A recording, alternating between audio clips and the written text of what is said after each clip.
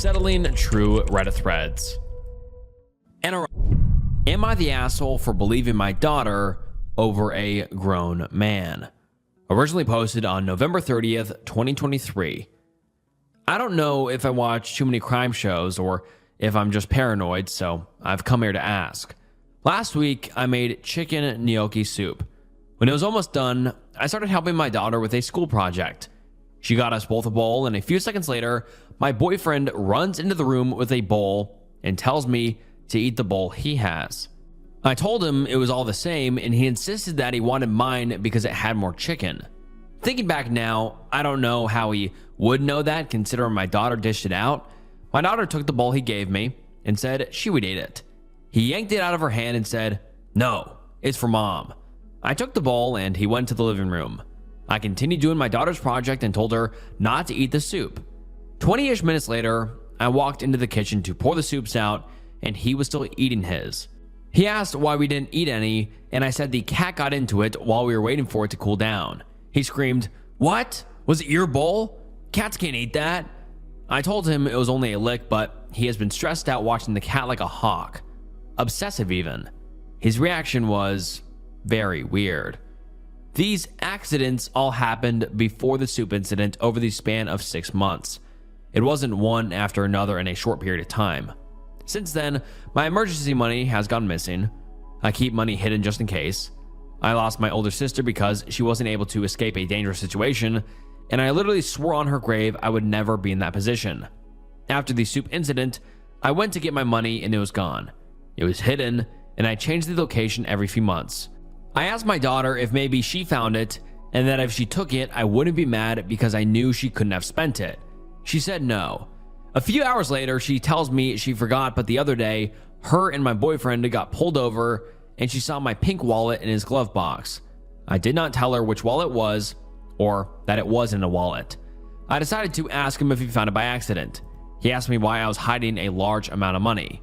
"You know, you could never leave me," and laughed. He has never said anything like that before. I told him it was my daughter's Christmas. He said no, he didn't find the money, but could use his credit card for gifts. I didn't tell him about my daughter seeing my wallet in his car. Now, here are a few other things that have happened in the past few months that seemed random at the time, but now they don't. I have a severe allergy to latex. One day, we were about to have intimate time, and I glanced at the mirror we have by our bed and saw the condom wrapper was a different color. I stopped him because it wasn't latex free, and he said it was a mistake and just an older one he had. We had been dating for over 2 years, and he knows how serious my allergy is. My EpiPen that I keep in my room is missing, and I didn't realize it. I didn't realize it was missing until I was searching for my money. Another odd thing is one day he was following me down the stairs while I was carrying laundry, and he kicked the back of my leg and I fell. He said he had slipped, but the stairs are wood and he was wearing his steel toe boots. At the time, I thought it was an accident. Am I overthinking this? My anxiety has been at an all-time high. Do I watch too much true crime? Here is why I think I might be the asshole. We have a good relationship. He loves my daughter like she is his. We split all shared bills and we both pull our own weight around the apartment. We don't fight. He has never so much as raised his voice at me. We are paycheck to paycheck, but bills are paid. I thought about going to my mom's house for a few days and asking him when I can get there, when I'm safe about the money, but I don't have any money to do that now. She is on a fixed income and can't help. I feel stupid for being scared. Last night, I decided to check his car for my wallet, and he caught me. I asked him for my money back, and he tried playing dumb. I told him my daughter saw it there. He told me she was lying. I told him I never told her about the money or the wallet. He said he was a grown man and kids lie all the time. I asked him once more for the money, and he said, quote, "I'm not giving you money to leave me." I waited until he was in the shower to grab my cat and my daughter, and we left. I can't take my cat with us to the shelter, and the DV shelters are full. I was able to get us a night at a cheap motel. This exact situation is why I had money saved. I did everything right, and now I'm screwed. I feel like I just blew up my entire life. Yes, I'm using a burner account and reading all the comments that I can. And now let's get into some of the top comments. Someone says, "I would not be at all surprised if he took out a life insurance policy on you. And I agree, because this is very concerning. I mean, it seems like he tried to do something extreme multiple times. Kicking your leg while walking down the stairs, being super weird about the soup, and also the latex thing. Very, very concerning. And also, the EpiPen being missing. That is very concerning. Someone else says, run immediately. And luckily, the OP did. Someone else says, once is an anomaly. Twice is a coincidence. 3 times is a pattern. Document everything. Get your money and your papers and valuables to someone you trust and get yourself and your daughter out safely. You are not being paranoid and you need to trust your instincts. Someone else says, not the asshole, and oh God, run away. I mean, the red flags are so obvious here, it almost seems made up, like a television script. If this is real, run away from that murderer you live with.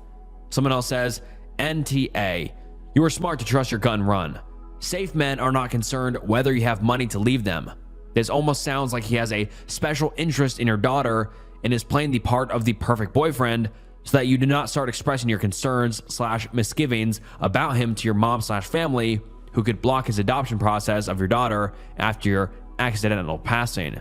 He is actively and flippantly risking your life, often in the most sneaky / black-handed ways, hiding the EpiPen and emergency fund, hoping you wouldn't notice until it was too late, and showing a considerable lack of concern for your own well-being.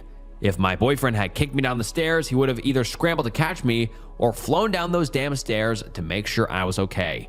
Please take the time tonight to write out in bullet points every questionable event / close call you can remember, including the ones listed above, with approximate dates so you A, have a retrospect timeline to share with your counselors / therapists / other professionals who may be helping you navigate the aftermath of this, / B, can see yourself the list of reasons why you'll never go back and stop questioning your decision. And in my opinion, it's very clear that the OP is in a bad situation, and the OP posts an update 4 days later. Let's get into it. My post got a lot of attention and my account was shadow banned for a few days. I was able to appeal and get my account back because I'm not a bot or some AI. Now for the update. The day after we left, he sent me a picture of my EpiPen and tried telling me it was in my nightstand the whole time. I tore that room apart looking for it so I know for 100% fact it was not there. He took it. He tried getting me to come back telling me I scared myself stupid and watched too many true crime TV. Something didn't feel right, so I told him to put my money and EpiPen in the mailbox. He went back and forth and he denied having my money. He then said, quote, if we broke up, you and Maria, my daughter, are no longer allowed in my apartment and will be treated like trespassers, and sent me a picture of his target practice sheets. And holy shit, that is deeply concerning. And if you guys don't know, target practice sheets for shooting guns, and that's how you practice shooting. And that is, him alluding to shooting them, which is absolutely horrific. She continues saying, I went to the police about my money and was told it was a civil issue. I was upset but wanted the rest of my stuff, so I asked for an escort. Yesterday, I finally got an escort into the apartment with a cop and my landlord. He destroyed everything of my daughter's, and he ruined the laptop charger I use for work. No EpiPen. My daughter's medication and backup medical supplies were ruined. Our landlord let me off the lease without having to pay an early termination fee, which is great considering I have no money. Motels are expensive. I don't want to get rid of our cat. All shelters are full, and this is scary as shit. I'm sorry this is a shitty update, but I know people wanted it. And I mean, that's great that the landlord let her off without having to pay the early termination fee. That's really awesome. But geez, this is horrific. The boyfriend destroyed everything of theirs, and now the daughter doesn't have medication. The OP doesn't have their EpiPen and or their charger. And oh my God, this guy is a monster. The OP's ex-boyfriend, I assume. And let's get into some of the top comments on this. Someone says, I don't understand how the theft of cash is a civil matter. You should be able to press charges for theft, and it looks like a decent amount. Property damage, vandalism, and maybe other things. Destroying medications might come under child endangerment. By sending pictures of your EpiPen, he's proven that he has it and is keeping it from you. That might count for something too. Don't know the laws where you are, but if they don't charge him with something, it's bullshit. Push the police to do something, as he's obviously a danger. If your name was on the lease, then it wasn't his apartment. He couldn't have made a clearer threat than treated like trespassers, and you can't be a trespasser in your own home. I'm so glad you're out and safe. I was worried for you and your daughter. I hope you find somewhere safe to stay with your mom or a friend while you get things together. Maybe your mom or friend could look after the cat if you could get into a shelter, but above all, keep yourself safe. Don't let them know where you're staying if you can help it. This will get better. Someone else says, wow, he probably wanted to kill you. He is a psychopath. And then the OP posts an update 6 days later, and let's get into it. My original post got a lot of attention, but then my account got shadow banned and was temporarily removed. I just updated 5 days ago, but this will be my final update because there's nothing anyone can do. I was encouraged to go back to the police station after my last update. On Saturday, December 9th, I went back again. This time I printed out the threatening text messages that included the target practice sheets he sent. I explained in detail about the quote accidents proving he was trying to hurt me. And I even had my landlord put in writing that he believed our lives were in danger after seeing everything I was showing the police and let me leave the lease early. I brought in the destroyed medical supplies and medications. The police said they had already talked to him and said he didn't do any of it. He told them my daughter probably destroyed her stuff because she is, quote, special ed. She has very mild Asperger's, but doesn't destroy things. Since it was his word against mine, they believed him. I didn't have proof he stole the money or that it even existed in the first place. I was told the EpiPen was my responsibility and they won't do anything if it's lost. I was told to, quote, let it go, and acted like I was bothering the police with my, quote, petty civil issues. I am so defeated and angry. My daughter isn't going to have gifts for Christmas because I have to save for a new deposit on my apartment. We've been staying in motels while I was reaching out to DV resources. I can't get help without a restraining order / police report. Every place is out of funds. He's getting away with everything, and I'm so glad we got out because there's no doubt in my mind he would have gotten away with my murder. I know this sounds like my last update, but that is what happened. Nothing new. No justice, no repercussions for him. He gets to stay in the apartment. My landlord offered me another unit across town, but I can't afford to move in. This exact situation is why I had money stashed away because no one has ever cared about me / us, and I knew that. There's nothing else I can do. And then the OP gives us an update 18 days later with a chilling title, titled, I Thought We Were Safe. And the update reads as follows. A lot of people wanted an update, so here it is. On Christmas, he slashed my tires knowing I would have to pay out of pocket to replace them, which I don't have. Today, he threw a heavy patio chair through the window of the place we were staying at to let me know he knew where we were, and I was asked to leave for everyone's safety. Except my daughter and I aren't safe. I walked in the sleet / snow with my daughter and our cat, and I felt vulnerable and like open prey, so we came back to the police station to sit in the lobby until morning. Shelters are still full, and I now have to disclose that he is dangerous anywhere we go. Police couldn't find him, but I know he has to be close. I don't know what his endgame is. And now let's get into some top comments. Someone says, hey OP, I'm a caseworker at a women's DV shelter. I understand all these shelters are at capacity right now, but you can also go to your local Department of Social Services. They might be able to put you up somewhere.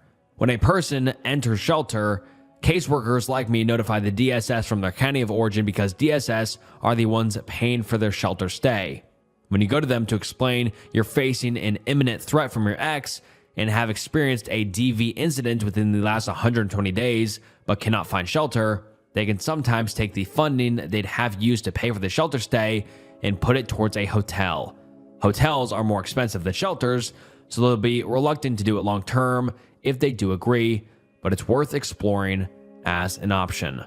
Someone else asked, saying, can police direct you to a DV shelter? And the OP said, the shelters here are full, so we are just sitting in the police station lobby. We are at least safe and warm, so I'm grateful for that. And then someone asked on donations, and the OP says, donations aren't allowed here, and my post could get removed because of it. I'm trying to stay awake and really just venting. I'm so frustrated that he keeps getting away with this shit. Someone else says, do you know how he keeps finding you? Have you checked for trackers? The OP responded saying, I honestly have no idea. He is supposed to have a new girlfriend too, so I don't know why he's messing with me and destroying property. Someone else said, reset your phone to factory settings, and the OP says, I got a cheap burner after we left. He doesn't have my number, nor have I used to call anyone, so I don't know how he is still tracking me. Someone else says, you said he sent you a photo of the EpiPen after you left. How did he communicate that with you? And the OP responded saying, he sent it through my email before I blocked it. And then the OP makes another update 4 days later titled, I found the AirTag in the cat carrier. Oh my God. And the post reads as follows. I checked everywhere I could think of and still couldn't figure out how he was tracking us. I blocked him on everything, including email, after he sent me pictures of his target practice sheets, among other things. I got a cheap burner phone. My daughter was out of school for winter break, so he didn't follow her or anything. I checked my car for a tracker. Still nothing. I do not have an iPhone, so I couldn't check whatever app a AirTag is attached to. My cat is harness trained and wears a collar, but there was no tracker. Until today, I decided to feel up. Sorry, the only way I could describe it. The carrier. I ran my fingers over every inch of it and felt a bump on the bottom soft side. There was no new stitching or obvious cut. He had to use a seam ripper along the stitching. It was undetectable and I almost missed it. He had to have had help because I've never seen him sew anything. Probably the same person who is letting him hide now. If his excuse for the AirTag was to track my cat, he would have had to put it on his collar or harness because that is what he would wear when we go on walks/car rides. My cat would never go in his carrier unless I was planning on leaving for more than a few days. I have no idea how long it has been there, nor do I know how far the tracker works, but now we aren't safe where we are again. I feel disgusting and I feel like hunted prey. This is so unnerving and I'm so uncomfortable. Who the fuck was I living with? And then one of the top comments on this update says, he had help sewing that tracker into the cat carrier. Time to check every piece of clothing, every jacket lining, every plush toy, every stitch of everything you own, and utilize the digital tools other commenters have mentioned to ping any nearby trackers. The car has so many places to conceal a tracker: behind interior panels, in the headliner, under the center console, taped to the underside of the bumper. The cat carrier may not be the only one. And then the OP makes an update 6 days later titled, I finally got the restraining order. I'm hoping this update will make everyone as happy as it makes me. I was finally granted the restraining order, and we get the keys to our new apartment on the 11th, a place I can afford monthly and comes partially furnished. It's in a super safe area right by my daughter's school. There is security. We will spend our time living in our car until then, and of course, it has to be snowing, but we are together and we have our kitty. This nightmare is almost over. And then the OP gives us an update 1 month later titled, a restraining order didn't stop him. This morning he found me. I've been sick as hell, so after I dropped my daughter off at school, I went straight home. I didn't drive around to make sure no one was following me. I messed up. He broke my nose and shattered my orbital bone. He is in jail. Sorry for this update, y'all. God, that is just so disheartening after the restraining order post, because the OP seemed in very good spirits, and then they made this post. The ex-boyfriend found her and, like she said, broke her nose and shattered her orbital bone. So horrible. And then people under this say, you did not mess up, he did. And someone else says, this is not your fault. It is in no way, shape, or form your fault. It is entirely his fault because he is an abuser. I hope he stays in jail, but you need to protect yourself in the likely event he is released. Can you get connected with DV resources in your or another community? And the OP responded saying, I'm sure his mom will bail him out. Why can't he just move on? He took my money and my peace. What more can he take until he is satisfied? And God, you can just tell how, drained the OP is. They have nothing left and they have nothing left to give. It's so horrible. And then the OP makes a comment saying, staying in the hospital for the night. I was pretty sick before this happened.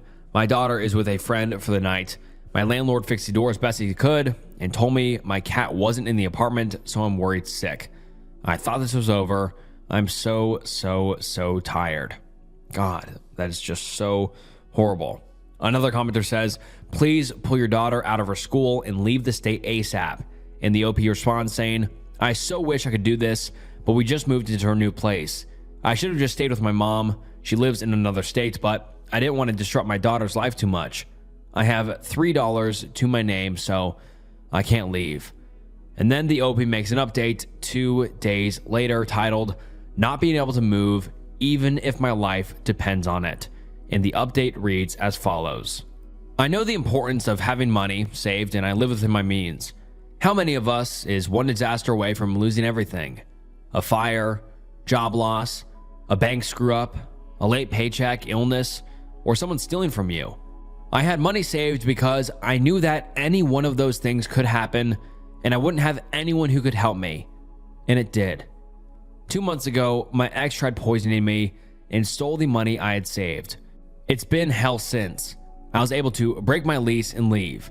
I went to my mom's over Christmas break, but I came back because I didn't want to disrupt my daughter's schooling and I underestimated my ex.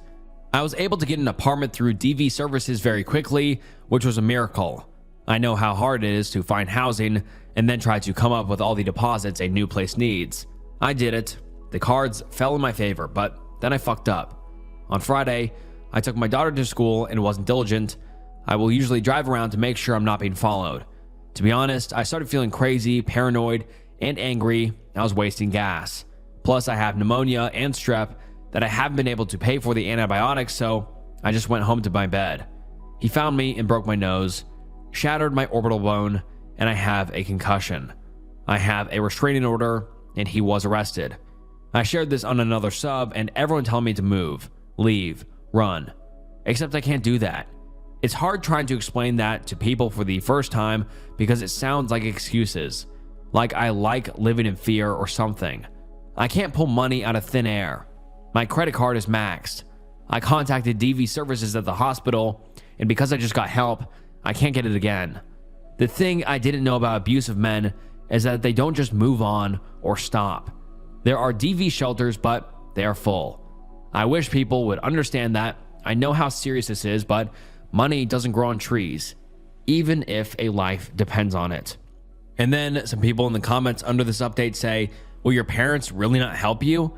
And the OP responds saying, I only have my mom who lives out of state. She is on fixed income, so she can't help me. We would stay with her, but at this point, I'm out of luck and nothing worth a damn to sell. Someone else says, you need to disappear. And the OP responds saying, honestly, how? I'm not going to get anywhere on foot. And then the OP makes another update 11 days later titled, he was with me to get to my daughter. It all makes sense now. If you need more context, please read my past posts. In my first post, I said how we had a normal relationship and he was never abusive, controlling, never raised his voice. The money that he ended up stealing was money I had hidden since before he even moved in. I was not hiding money to get away from him. I was not afraid of him. I lost my sister to DV and swore I'd never have that happen to me, only to end up in that exact situation. We don't have this spectacular love that was filled with insane chemistry, nowhere near a quote love of my life situation, which is why I was so confused by how desperate he got. After he got arrested, his mom went on social media rant because I quote got our baby locked up and knew we were sleeping in my car, so was telling her followers that if they find me to call her. Very bold and insane. One of my ex's friends saw this and commented, quote, I don't know if you should be sticking up for him. He needs serious help. I don't know how I caught it before it was deleted, but I reached out to him on my fake Facebook. Every time they were drinking, he would talk about her and then laugh it off. It made his friends uncomfortable, but they chalked it up to the booze. 2 weeks ago, when my daughter came to see me in the hospital, she was distraught. It made sense because I looked like hell, but She kept repeating over and over, asking me why he did this to me. I think there was more to this, and I'm frightened to my core.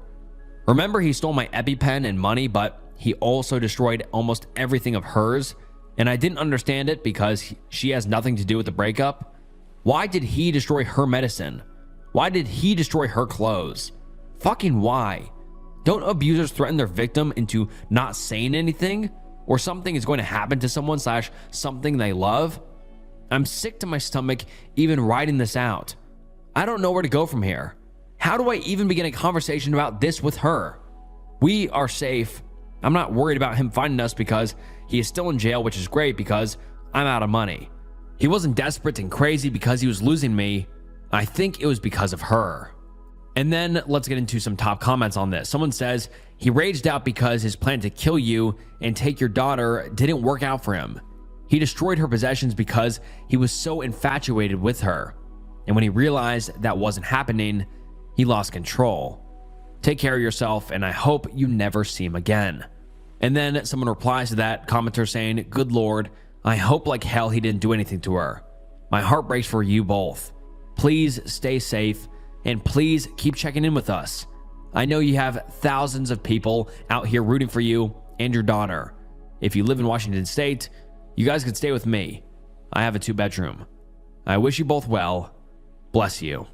And then the OP makes an update 5 days later, and it is a short and chilling post titled, my ex is getting bailed out tomorrow. I'm so angry and scared. I wish I had faith in the justice system and with cops because they are supposed to protect, right? Except that isn't always the case. I'm tired of being hurt, and I'm tired of being scared. Anxiety is on 100. It's exhausting fearing my daughter and I's life. And then the OP makes another update 8 days later titled, how can I feel safer at home? I know a lot of people are following my posts and will be disappointed in hearing that my ex was bailed out. I'm still healing from when he broke my nose and shattered my orbital bone. I know a restraining order is just a piece of paper because he ignored it when I was attacked and the police aren't going to save me. For security, I only have a door bar that slides under the knob. I don't have a Ring camera, and I can't buy a Pew Pew until I have extra funds. He made me sell it a year ago because he was, quote, uncomfortable with it being in the house. Another red flag I missed. My question is what I can do to feel safer that doesn't require money. Every night, my daughter and I push the couch in front of the door, but I'm worried that if there is a fire, we can't get out. I have myself worried sick to the point of painful stomach ulcers. I tried talking to my nearest neighbor, but when I started explaining my situation and how it would be great if she could let me know if she sees anyone around my apartment, she got weirded out, which I get. Just looking for some peace of mind. Will that ever exist in my life again? And then someone makes a comment under this post saying, I volunteered most of my life in some way or another with women's shelters. This cost a little money. One thing we would recommend that is not commonly known or talked about is a life alert. I've fallen and can't get up. If you get in a situation with your abuser, they will think to take a phone, but it takes time to get a call placed. Life alert gives you a pendant you can wear under your shirt that will contact someone immediately by touching a button that's hidden. I have set these accounts up before and told the company that if that button is pushed, they need to call police immediately because the reason it was pushed is that an abuser has shown up and the account holder is in extreme danger. They have your address and may now have GPS and can hear what's happening. Or free. Talk to a few neighbors you trust that if they hear your car alarm go off to immediately call the police and let them know you need help right now. It's a bat signal and you need help. Sleep with your car keys on the nightstand. Weapons that seem like normal items, hand weights, a decorative rock, a solid baseball bat, a cast iron pan. They live in a certain place strategically placed throughout your house and you know exactly where they are, even in the dark. Vary your routine. It's inconvenient and tiring, but it helps. Vary your lighting. Borrow timer plugs or purchase a few. Switch it up often. Always park in front of a camera view, at work, the grocery store, etc. Meditation. Being able to think clearly and in the moment is super important. Practice calming your mind, so if you have a problem, you have the skill in place to stay calm and work your way out.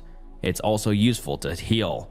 Ask neighbors with cameras to include your house in the line of sight of their cameras, and really cheap. Dollar Tree. Window and door alarms, they are loud and at least let you know something is happening. Also, bells like the Christmas ones that hand on doorknobs can be placed on the back of interior doors. Fake cameras are also available. Have one pointed at any entrance point, windows and doors inside. It might make them think twice if he breaks a window and sees it. Motion activated singing toys can be useful around doors or in a hallway you would not go into at night, only if you don't have pets. Please go talk to your local DV shelter. They may be able to get you a camera, give you personal alarms, and offer a multitude of advice and resources. And then the OP makes another update 1 week later titled, "Am I the asshole, or was this just a mistake?" I know this is all I post about, and if you want more context, you can read my past posts. I feel like I need to tell someone what is happening so that it makes me feel real and that I'm not just upset and crazy for nothing. My ex got out on bail last week. My daughter and I already left the new apartment we had moved into after he attacked me. My daughter's school knows about my situation and knows I have a restraining order. Today, my daughter got a call from the front office at school. The secretary told her that the pickup car had changed from mine to a new car. She was being told this so that when the school let out, she wouldn't get upset when she didn't see my car. The new car is the same one as my ex's.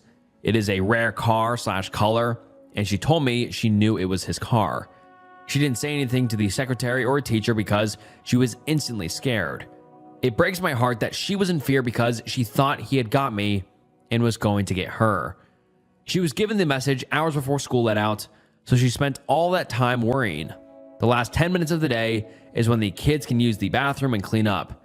She started crying in front of her whole class, and when the bell rang, she refused to leave the classroom. I was in the carpool line when I got the call from the teacher. I've never seen her so upset, and that is saying a lot because she was so upset when she visited me in the hospital. Face beet red, hyperventilating, snot everywhere. She had cried so hard she got a nosebleed. After they told me what happened, I was livid. It all sounded like bullshit because the secretary never should have relayed the message without talking to me first, since she said it was a male on the phone. As soon as the secretary looked my daughter up to find out which room to call, she should have seen the message I thought I was saying. No one should ever pick her up but me. No information should ever be released. Quote, "He was never in contact with her, so it's not that big of a deal. It was a mistake," is what they told me.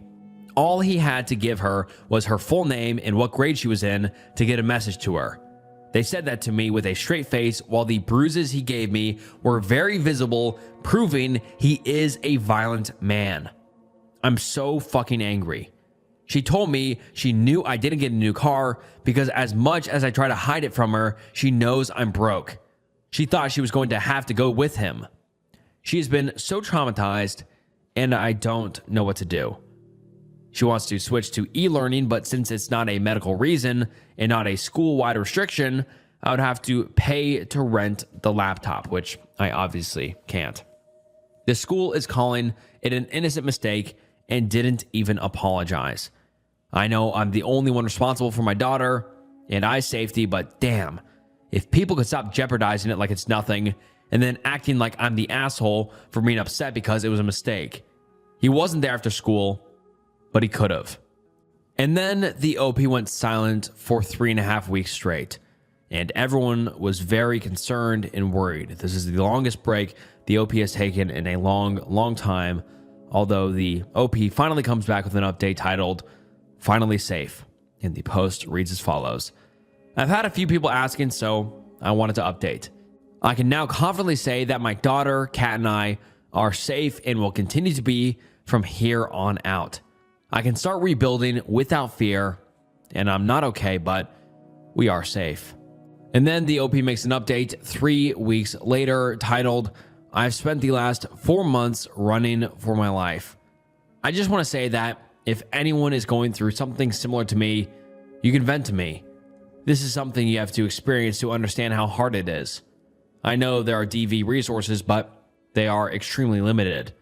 I had someone on here checking in with me, and when I explained what was going on, I was asked, "Why aren't you stable yet?" And it kind of took me off guard. Only a few people knew I was pregnant through this. I left my home with basically nothing and went to a hotel, and he found me. I went to another hotel and he found me. I went to a safe house for 2 nights where I was asked to leave because my ex was dangerous. Slept in my car with my daughter, went to my mom's out of state, came back to my home state because that is where DV Resources helped with an apartment. He followed me back to my apartment from my daughter's school. I was hospitalized when he broke my nose, shattered my orbital bone, and gave me a concussion.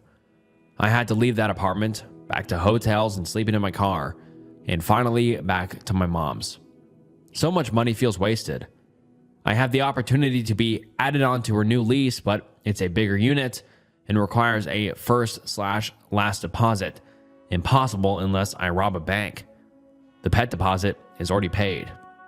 But I only have until the 1st, or we are back to living in the car because we have exceeded our visitation days. A year lease where my rent would only be $500 a month. Utilities maybe $150. I'd be saving so much money and be able to rebuild my life. We would all have our own rooms, which means privacy. Even though we are all female, privacy is precious. I haven't slept in a bed since the hotel beds, but even then it wasn't my bed. It's been my car, hotel bed, or the couch. Even when we were briefly in our new place, I still slept on the couch when it pushed against the front door. I know all my posts are about the same thing, one thing after another.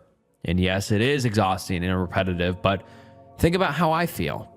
I'm desperate for stability, and I can't get it because he took so much from me. It wasn't until I was out of our house and away from him for me to see how much power he had over my life. It's embarrassing. Even if I have to go back to living in my car, I'll still be around to talk, and I'll still be optimistic because I deserve good things to happen to me that aren't only in my dreams. And then the OP went silent for about a month, but then we finally got an update, although it was not good news, titled, "The vet gave my abuser my location." I want to say this was a genuine mistake and not done with malicious intent, but I still need to vent about it. Just like my daughter's school letting my abuser give her message. This was an accident, but accidents put my life in danger, and I'm exhausted. I post about my situation a lot, and despite a few users thinking my ex would find my Reddit, I'm not worried about that. However, I am terrified of him knowing where I am. He has gone through a restraining order. Police don't scare him, and when he gets arrested, he will just get bailed out. I knew the only way I could live a normal life was getting as far away from him as possible. So I took my daughter and my cat and moved in with my mom a few states away. I was 100% confident that he didn't know where I was because they never met. We were actually estranged for a few years before my ex and I even got together. I started feeling safe. I stopped jumping when I heard loud trucks. I was starting to get comfortable even though not a lot of time had passed. A few days ago, my cat's back legs stopped working and he lost control of his bodily fluids. I was working, but my mom rushed him to the ER vet.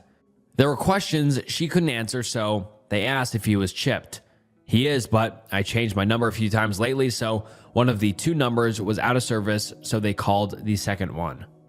I forgot to remove his number. I know this is my fault. The vet called him to get information, and he didn't give any information and hung up on them. The receptionist said he called back about 5 minutes later and said, quote, "I know she doesn't have money. Tell her I'll save her cat if she comes home." Jesus. He knows how much my cat means to me. He found me the first time I left because his mom helped him sew an air tag into the lining of the cat carrier. He knew if I was to ever leave him, I wouldn't leave my cat. One time, my ex threw him out of the house to hurt me while I was at work, and he refused to leave the porch. My ex then tried squirting him with a water bottle, and when that didn't work, he sprayed him with the hose. He basically got waterboarded and still would not leave. He is my soul cat. When I got to the vet and they told me what happened, I had one of the worst panic attacks I've had in a while. I've had my cat for 10 years and he has never gotten sick or injured. He has a UTI and a fractured foot from falling. The vet thinks he probably got his foot hurt first and that led to the UTI since he wasn't using the litter box. I noticed he was slightly limping a few days ago and I couldn't get him into the vet yet. The UTI developed quickly. I was naive in thinking the vet would save a pet's life, even if the owner can't pay up front, but it isn't like a human going into the ER. I've spent so much money and time trying to get away from my ex while also trying to live a normal, safe life for my daughter. Once again, something happens and he now knows the city we are in. I'm not running again because I can't. I don't think he'll drive up here because, like I said, I'm a few states away, but man, did this bring back my paranoia and irrational fear. I changed the chip information, but the damage is done. I was a fucking idiot for not doing it sooner. This is my fault. I'm so damn tired.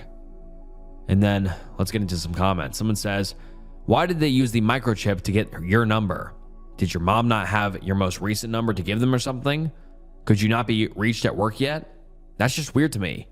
And the OP responds saying, my mom was flustered because she knew the ER vet was going to be expensive and knew I couldn't pay, but she couldn't answer any questions because she didn't know. Didn't know how old he was or if he had his shots. I can't take my phone into my work building, and she didn't know the manager's phone number. I was able to pay partial with scratch pay, but not all, which is heartbreaking. A broken heart and frustrating anger is what I feel too. Someone else comments saying, I just don't understand why the vet would go through the trouble of scanning the chip and calling the numbers on there instead of just asking your mom for your number. Seems like a lot of grief could have been avoided and the clinic had to do more work to call a company and get the phone numbers. And the OP responded saying, I've had to change my number over 6 times in a 3-month time span. My mom didn't know it off the top of her head. Someone else comments saying, if you are communicating with your mom, it would be in her phone. If it changes so often, the last number in her phone would be more accurate than a microchip, which is less likely to be updated. This is very strange. And the OP responds saying, I was at work. I could not have my personal phone on me and my cat was having a medical emergency. My mom didn't know how old my cat was or if he had had his shots. They had a lot of questions she had no answer to, so they scanned the chip to get information. And then the OP makes an update a few days later titled, quote, I can't wait until she's 18. Today, my daughter Z told me that this summer was the worst summer of her life. I agreed with her. Every single day, she has walked to the library with me so I could work my full-time job until I can pay for home internet and the air condition is a huge plus. She keeps herself busy helping the librarian or she reads, but I know it isn't what she wants to be doing. Z told me she misses her old life back home. She misses good meals and being able to get whatever snacks she wants at a grocery store. She misses making her bed. We are still sleeping on glorified dog beds on the floor. She misses riding her bike. She misses our cat who recently passed, and I do too. I miss it all too. She then says, Tim, my ex, didn't hurt you until after we left, and that is why I got mad. If we go back and promise not to leave, can we? I never told her about the accidents that were happening that made me leave. I had to explain how he hid my EpiPen and started using the condoms I was allergic to. I told her about him poisoning my soup. I told her about the money he stole. I'm ashamed to admit that if he was just hurting me, I would go back.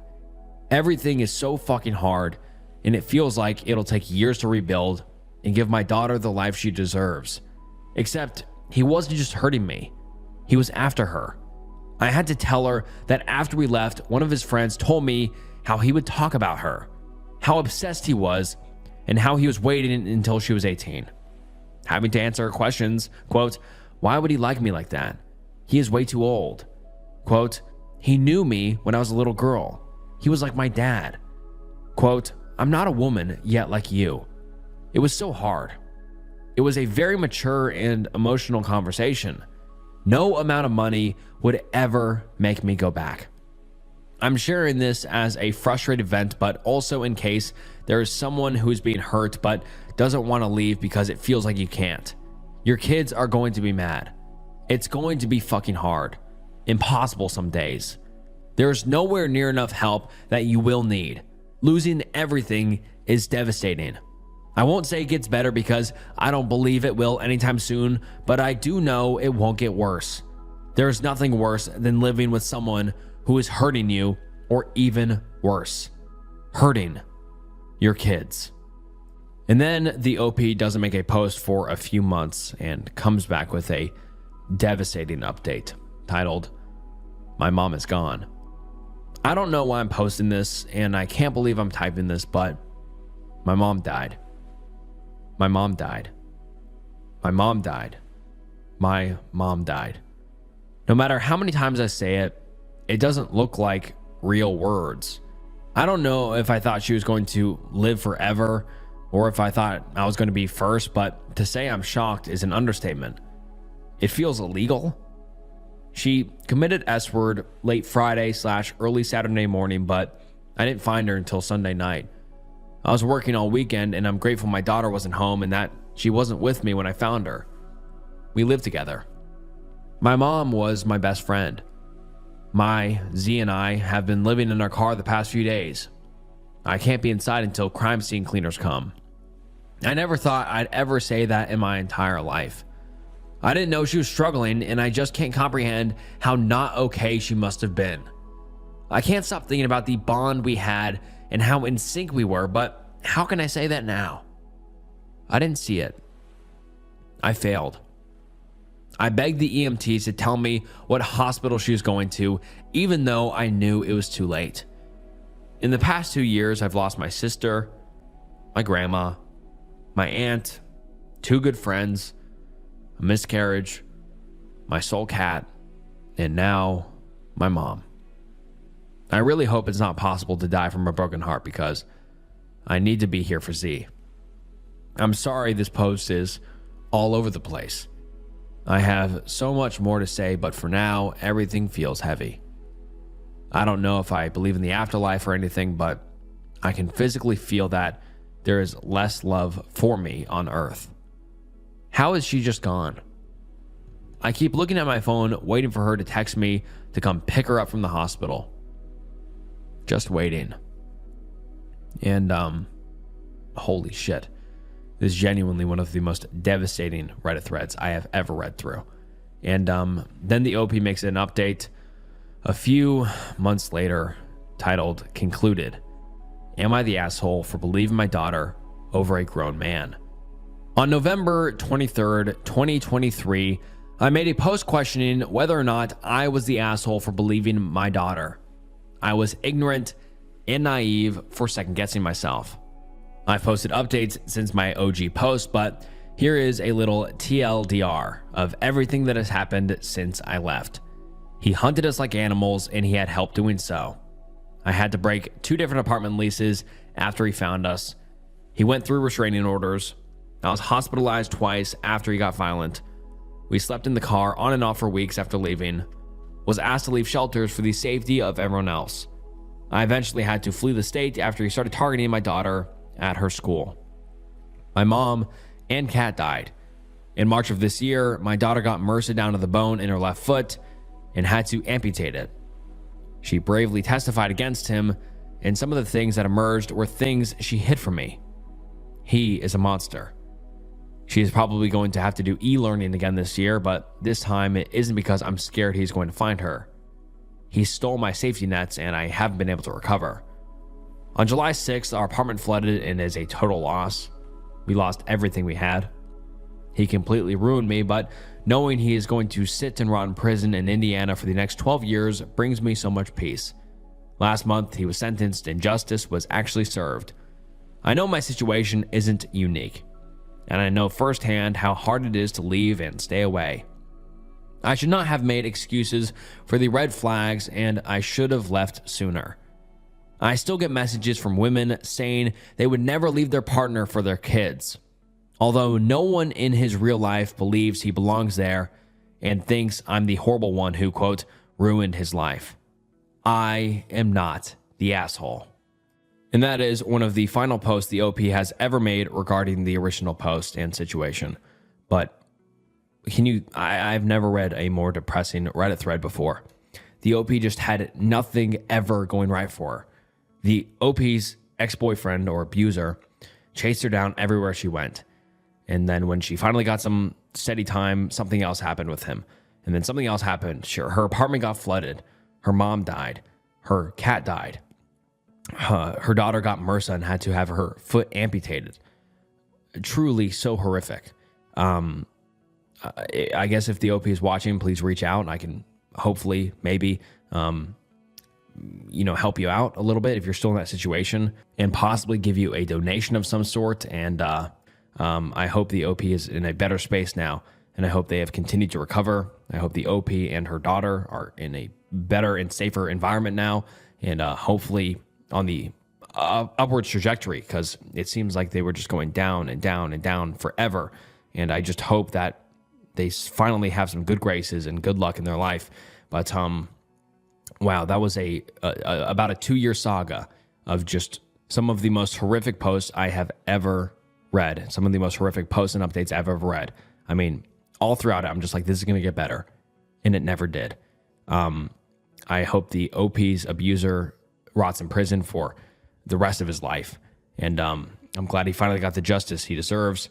And I hope the OP and her daughter are doing much, much better now. But God, that was truly one of the most disturbing threads I have ever read. A former coworker is using burner numbers to harass my husband and acting obsessive. Originally posted to r/RBI, and the post reads as follows. I know this is long, but I would really appreciate anyone who takes the time to read this. In late November of last year, my husband, Paul, was tasked with training a new hire named Frank, who was brought in from outside the company. Paul does not usually lead training. However, Frank's supervisor was overwhelmed during the last quarter. Frank worked at Paul's office for a little over a month. Frank seemed friendly at first, albeit an excessive texter. Even Paul's boss, Frank's future boss's boss, complained that they received social messages from Frank during non-work hours. Sometimes Frank's messages would be incoherent and needier if he did not receive an immediate reply, followed by multiple question marks. My husband addressed this with Frank during his training, and for the most part, the messages became infrequent. After Frank was placed at his branch, the messages subsided. In early January, Paul's boss asked if he could discuss a work matter with Frank because whose direct report was on vacation. Later that day, Frank sent Paul a message that said, "Babe." Paul thought perhaps Frank had accidentally texted the wrong person. Paul didn't respond. Frank sent more messages regarding work. And when Paul didn't immediately reply, Frank made a S-word suggestive comment. And I can't say S-word, but it's kind of intimate and freaky. He made a freaky suggestive comment. Paul responded, quote, "Stop making things weird." Frank apologized, but then added, "You're hot though." My husband told him, "You need to stop. This is not a line I want to cross with you." Frank then said something along the lines of, he was available if Paul wanted him. Paul said, quote, "I'm a happily married man," to which Frank replied, "That's what all men say." Paul again told Frank to stop. I had previously met Frank when I visited my husband's office. Paul has pictures of me on his desk. His orientation and marital status were not ambiguous when Frank sent those messages. Paul told me what happened as soon as he arrived home from work. I said he should screenshot the messages and report them to HR. However, Paul felt so uncomfortable with the messages, he deleted them. Paul assumed Frank was drunk, and once of clear mind, he would be embarrassed and forget that it happened. Over the next few days, Paul received between 2 to 3 messages daily from Frank. They were about work. However, towards the end of the week, Frank became apologetic and told Paul he had hoped they could still be friends. Paul has only briefly known this person, has never hung out with him outside the office, nor has he engaged in social texts. Paul has not answered any of Frank's messages since the first time he told him to stop. A couple of things occurred to me over the next week. A week after Frank was placed at his new branch, Paul received messages from an iCloud account. They said, "Hey sexy," and when Paul didn't reply, they were followed by question marks.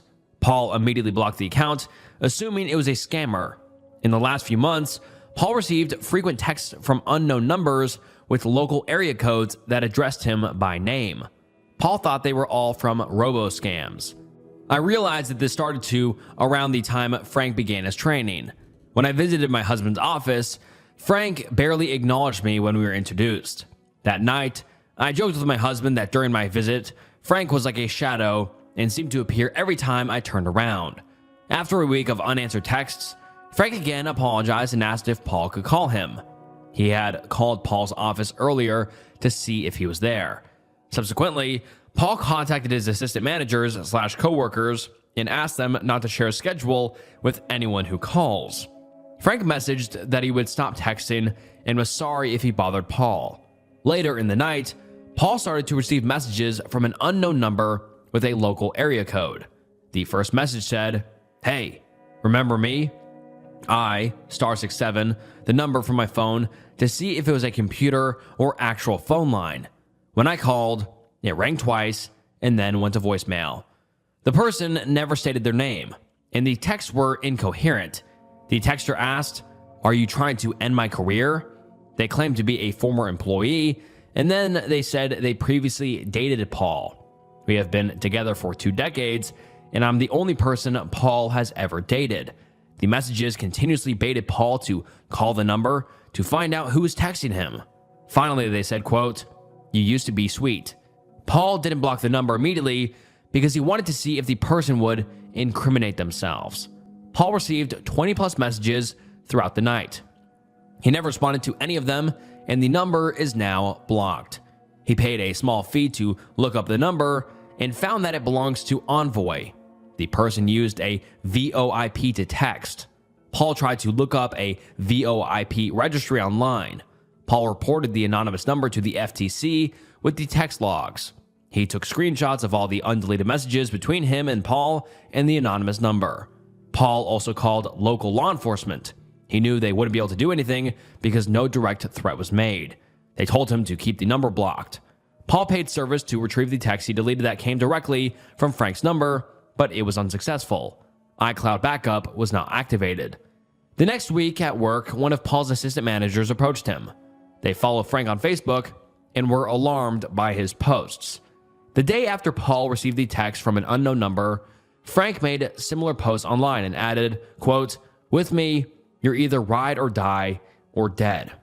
Paul compiled all of the information he had and shared it with his boss and company HR. Over the next few weeks, Paul continued to receive texts from Frank, sometimes one a week, or once every other week. After a month-long investigation, HR touched base that their legal department found several red flags. However, they can't disclose info because of confidentiality. Nor were they going to fire Frank. Paul has been away on business for the past 2 weeks, and I have been home alone. Paul told me he received texts from Frank that asked how his business trip was going. Just to reiterate, Paul hasn't responded to Frank's messages since he told him to stop, which was over a month ago. Last time I saw, I had several missed calls from Paul around midnight. When I called him back, I could tell he was worried. Same as before, he started to receive texts from a different number with a local area code. They said, quote, "I miss you. Why do you hate me?" The number called him consecutively for an hour. Paul had to turn on the do not disturb option. The following text messages he received were explicit and some referenced me. For the most part, I feel safe at home. We have a PO box and an unlisted street address. There are exterior and interior cameras at all entry points around our home. Also, our neighborhood has 24-hour security. However, I'm worried sick every time Paul leaves the house. We've wanted to start a family for a very long time now, but have struggled with infertility. Unfortunately, this past month, I suffered another miscarriage. This person has added unnecessary stress to our lives. Last night, I was shaking and could not sleep. Any advice on how to find out where these texts are coming from or how to handle harassment would be much appreciated. Paul and I already discussed going to the police once he returns home. And then the OP makes a quick edit saying, more info. We were definitely frustrated with HR's response. My husband was told legal would review all of the information he shared. He spoke to them on the phone several times, hour-long conversations. They asked if he felt safe, and he said frankly, no. Things escalated in such a short period. They took certain precautions, i.e., he was never in the building alone, he didn't work past sunset, he parked towards the front, and security made sure cameras are facing the parking lot. They seemed supportive at first. However, the investigation took a month and they told my husband there wasn't enough to fire Frank. The HR rep did say she was surprised by legal's resources. She didn't realize how much they have access to and that they have found several red flags, but they are unable to share what they found or when/if Frank would be disciplined. Everything was treated like it was supposed to go back to normal, even though it doesn't seem like it was discussed with Frank, nor did it stop. I used hyphens for Paul and Frank because I tried to leave out identifying info. I slipped up when typing out and at one point used Frank's real name, which I corrected. I doubt he'd find this post, but this whole situation has me exercising precaution. And okay, before we move on to the top comments, I just have to say it is beyond ridiculous that Frank is not fired. So the company knows that Frank is dangerous enough to Paul or weird enough to Paul that they have Paul park in the front of the parking lot and they have him not working past sunset and never in the building alone. They have all these precautions, but they're just not firing the guy instead of just like you know what I'm saying? Like that is just so ridiculous. The company is putting all of these precautions in place. Like you can't stay in the building alone. He doesn't work past sunset. He parks towards the front and security made sure the cameras are facing the parking lot. Like they did all those precautions, but they're just not going to fire him. Like what? Like what are they waiting for? Something bad to happen? I just think that is mind blowing how the company realizes he's weird enough or dangerous enough to do all those precautions, but also not fire him. That is ridiculous. That is actually crazy. Like they didn't find enough info or whatever to fire him. What do you mean? I mean, they had all those precautions and they didn't fire him. That is just beyond mind blowing. But let's get into some of the top comments. Someone says, it sounds like Paul and his boss need to go back to HR and let them know their lack of action is unacceptable and is creating a toxic work environment. This is beyond just being not okay. And I absolutely agree. And the OP responds saying, he has been forwarding every message to HR, but has not heard back from them in over 2 weeks. To his knowledge, he does not think the company has addressed the situation with Frank after the first complaint was filed. And then someone else responds saying, you need to talk to a lawyer to see if you can get a restraining order and to push HR into taking action. They are there to protect the company, not the workers.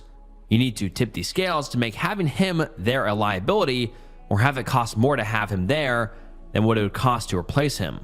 Now tell them that you believe their inaction in this case has caused an unsafe working environment, toxic workplace, and has encouraged the ongoing harassment that has taken place.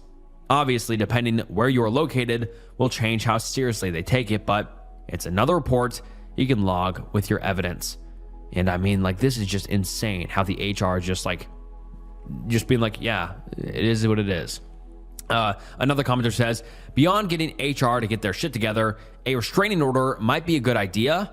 It might be a good idea to make a post in the legal advice subreddit for more detail on what sort of action to take, since this is outright harassment and borderline stalking. Weirdly, my partner is also named Paul, and we've had a similar problem in the past, so reading parts of this feels a little surreal. I hope things get better for the both of you. And then the OP says, thank you so much for your suggestion. I'm sorry they experienced something similar. And then the OP makes an edit saying, I posted an update with more info. Thank you to everyone who took the time to read and answer. I received a lot of helpful information. And now let's get into that update. Thank you to everyone who took the time to read my original post and offer suggestions and support. I have received a lot of helpful advice, and I'm so appreciative. There were a few details I left out because of length, but I tried to answer them in the comments. My husband is still away on this business trip, but will be returning home tonight. Paul does plan to get a new phone number once he returns home. We discussed filing for an order of protection. One source of comfort is that we have a P.O. box and our street address we rent is not available online. With a restraining order, we would have to disclose our address. We're weighing the pros and the cons. My husband and I spoke this morning, and he filled me in on a few new details. His boss called him last night after he sent screenshots of the text from the VoIP. They have a great working relationship, and she disclosed a few things that she wasn't necessarily supposed to share. Legal was not able to link the VoIP texts and calls to Frank. There have been 2 separate numbers that we know of that have been used to harass my husband. Paul used Spoko to look up the information, and both numbers are owned by the company Envoy. My husband's boss suggested that the next time he receives a phone call from the VoIP number to answer and record the conversation. I don't know if he should do that. If anyone knows how to search VoIP numbers so we can connect them to Frank, that would be a huge help. After Frank was placed at his new office last December, he has repeatedly asked to transfer back to my husband's branch. Paul is well regarded within his company and next in line for a promotion. During Frank's training, he would often make comments about how alike they were. Paul thought Frank was referring to their similar background in business. However, I searched online and Frank might have lied about some of his previous work experience. Physically, personality-wise, and familial background, they are very different. I don't think the harassment is just based on attraction.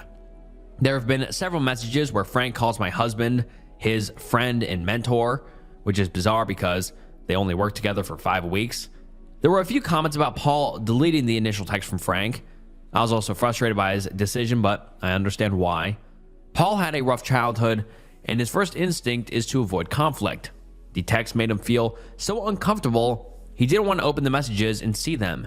He had hoped that they could forget, and had happened. However, the situation escalated. To be clear, those were the only inappropriate texts sent directly from Frank's number. His subsequent messages say things like, "Hey, haven't heard from you in a while. Hey, how's it going?" The texts from VoIP are explicit. There are similarities in verbiage and format from Frank's texts, Facebook posts, and the VoIP texts. I did do some research on Frank. I searched our state's court dockets and found that he was arrested for a DUI a month before he started working at the company. Paul's boss had previously complained that Frank was repeatedly messaging her about when his background check would be completed when he was hired. She thought it was suspicious, but nothing was flagged. At one point during training, Frank texted a coworker from a random number. The coworker asked if it was an alternative contact, and Frank explained that it was his smartwatch. When everything happened, I tried to find as much info as possible. When I Googled his primary number, nothing came up. However, the coworker shared the smartwatch number, which is listed online as Frank's primary contact for the past 2 decades. It also shows several numbers attached to Frank's name, and it is noted next to one of them that it is VoIP.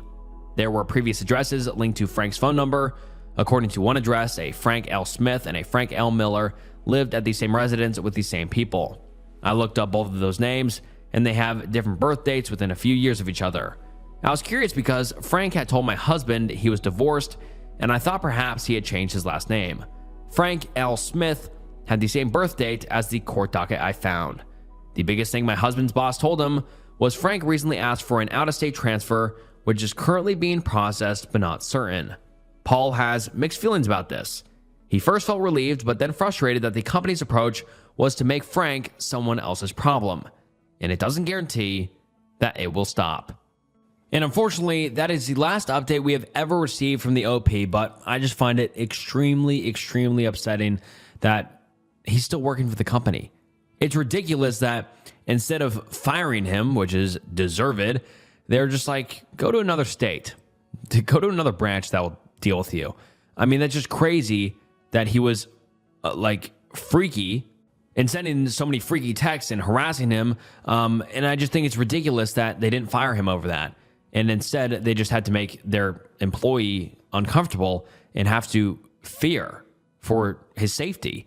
And same with his wife. His wife said he was shaking, or she was shaking with fear at night because her husband would leave. I mean, that is so sad that this guy was able to just harass the OP's husband and get no repercussions for it. I mean, I do really wonder what happened to him because, I mean, he's probably not going to stop with this behavior. He's probably going to go do that to somebody else. I mean, it is very, very odd and very weird. And I think it's ridiculous that the company did not fire him. But yeah, we have not received an update since then. So I assume everything is good and fine. And I hope so because, you know, the OP and her husband need a break. My crazy neighbor poisoned my creek and stole water. I just created this account because my friend suggested I post here and maybe get some advice too. I don't know how to format for Reddit, but he said to make sure that I did. I live on a large property with a small house in the front. There are many small hot springs in the semi-rural mountain area that I live in, with many used by homeowners in their backyard. Many are piped indoors, but some have hot tubs built around them. I happen to have an active one in my backyard. Picture an in-ground hot tub being fed in from the hot spring near my left neighbor's house. I'll call her CN for crazy neighbor. A small stream runs through the far backyards of the neighborhood, and it's used for gardens and little nature areas that everyone on the street enjoys. I have my small fruit/pepper garden watered by this stream and take really good care of it. For some visualization, it has a good amount of water flowing down, and everyone on the street uses it some way. My right neighbor, who's a really chill dude, who I'll call Jay, has small pools he made that are fed by the stream. And 2 neighbors down has a garden similar to mine. Now on to the actual story. When I bought the house, the previous owners were sued by CN, her claiming that the land was rightfully hers. I don't know the details of our argument, but it was thrown out as far as I know. The previous owners warned me of CN and not to engage with her family. When I moved in, CN's kids, I'd say probably 8, 9, and 10, brought over cookies and welcomed me to the neighborhood. I thought that the previous owner was exaggerating as they seemed really sweet. I invited CN and her family to a small barbecue and they accepted. The second that they got in the house, CN started to explain the rules of the neighborhood. I thought it was pretty normal, like to not play loud music after 9, keep your car in the driveway to keep the streets uncluttered, etc. Common sense rules. Until she got to some rules regarding the stream and the hot springs. She said that kids were allowed in all parts of the stream, in private backyards, and that everyone could use each other's hot springs. I have the only hot spring on the street, so I was surprised by that. I interrupted her and told her that I wasn't comfortable with those, and she scoffed, saying that all neighbors were fine with it. I told her that I still wasn't comfortable with it. She ignored me, continuing with some questionable rules. The rest of the night was fine, but I felt like I wouldn't want to do it again. I talked to some neighbors across the next couple days, who all told me to steer clear of CN and that her rules were BS. I went over to CN's house and told her that I talked to the other neighbors and that I wasn't comfortable with anyone being in my backyard without my permission. She scoffed and said okay. I had a lunch with Jay, and he told me who CN was, a serial suer with her lawyer on speed dial to get whatever she wants. CN had sued a small chain pizza place in town into debt for having peanut oil on her pizza when she was allergic to it. The pizza chain didn't even have peanut oil, and many people in the small community believed that she put it on, but still lost everything. I decided not to talk to her or her family. A week later, I got home from the grocery store to see CN's kids, I'll call them EKs for entitled kids, splashing in my hot spring tub. It's outside and usually has a lid on that 2 small kids would definitely not be able to take off as it is heavy and large. I tell them that they're not allowed in it and to leave my yard immediately. And they stand their ground, telling me that their mom, CN, told them that it was theirs and that they could use it. I told them that that's not true and to leave now. They finally do. Before you think I'm an asshole for that, remember that pools/hot tubs are dangerous and I don't want to be liable. I headed back out to buy locks for my gates. When I got back, CN was now there, demanding why I kicked her kids out. She reminded me of the rules, but I told her to leave immediately and that my security camera was recording. She cursed at me for a minute or 2 and then left. I was bluffing as I did not have security cameras, but I did order them on Amazon that night. The next day was fine, replanting a lot of my plants from my apartment's balcony into the empty garden, the one that's watered by the stream. I noticed that CN kept looking over the fence. For the following weeks, CN complained about the trees in my yard, the color of the fence, what I'm doing with the stream, etc. Jay occasionally came over and told her to F off. 3 weeks ago, I left for a couple of days for a friend's wedding. I kept getting security alerts saying that there was motion in my backyard. Often heard kids playing in my garden, trampling my deer shishito peppers. I texted Jay to tell them to get out. If you're wondering why not call the police, they wouldn't do anything as they're just some kids. I had a suspicion that CN was telling them to do these things, but I didn't have much evidence. On the drive back, I got a security alert that there was motion in my backyard. I didn't check as I was driving, but when I stopped for gas, I checked and saw CN instructing a plumbing team installing piping from my hot spring into their yard. I had to save all the footage, and I sent messages to Jay about it. Jay told them that they weren't allowed to be doing that, but since it wasn't his house, they didn't listen to him. I called the police and they went, but they had already installed the piping. The team was just leaving through the gate with a broken lock on the ground when the police showed up. They said that they had been hired by the homeowner. The police waited for me to get there while talking to the team of workers, and I told them that I was the homeowner and that I hadn't paid them to do it. They looked confused. I went with the police into the backyard, and I started ripping the unsecured piping out with a crowbar. CN starts shrieking from her yard and puts her head over the fence and starts yelling that I'm destroying private property and that she would sue me. CN then says that she has a contract with the owner of the house to have my hot spring water. The police are now confused. She shows me a contract that read that she was paying me $2 per month in exchange for the water. CN won't give it to me so I could look at it besides waving it around in the air. The police eventually leave and warn me not to destroy the piping. I ripped up the small pipe that connects to the source as she's telling me that she'll see me in court. I contacted my lawyer and she said that CN had no case as she didn't know my signature and it would be easy to prove if it was forged. I still haven't been served by CN's lawyer, but know that I will soon. In the meantime, I've been sitting in the hot tub for long baths while talking to myself loudly about how much I love it. Petty, but it made me feel good hearing the growls from across the fence. This is the final thing that made me post here. My garden wilting and dying at an unnatural rate. I heard a commotion out in CN's yard, and I peeked over and saw her slowly pouring a massive jug of chemicals into the communal stream, which goes down to mine. I don't know if it's herbicides, plant killer, or something like bleach. It doesn't smell like bleach, so I don't think it's that. But it's rapidly killing my plants. I haven't eaten any of the fruit/peppers since, as I'm worried I might get sick. I think that if I can get definitive proof of her doing it, I can maybe use it in court to prove how crazy she is.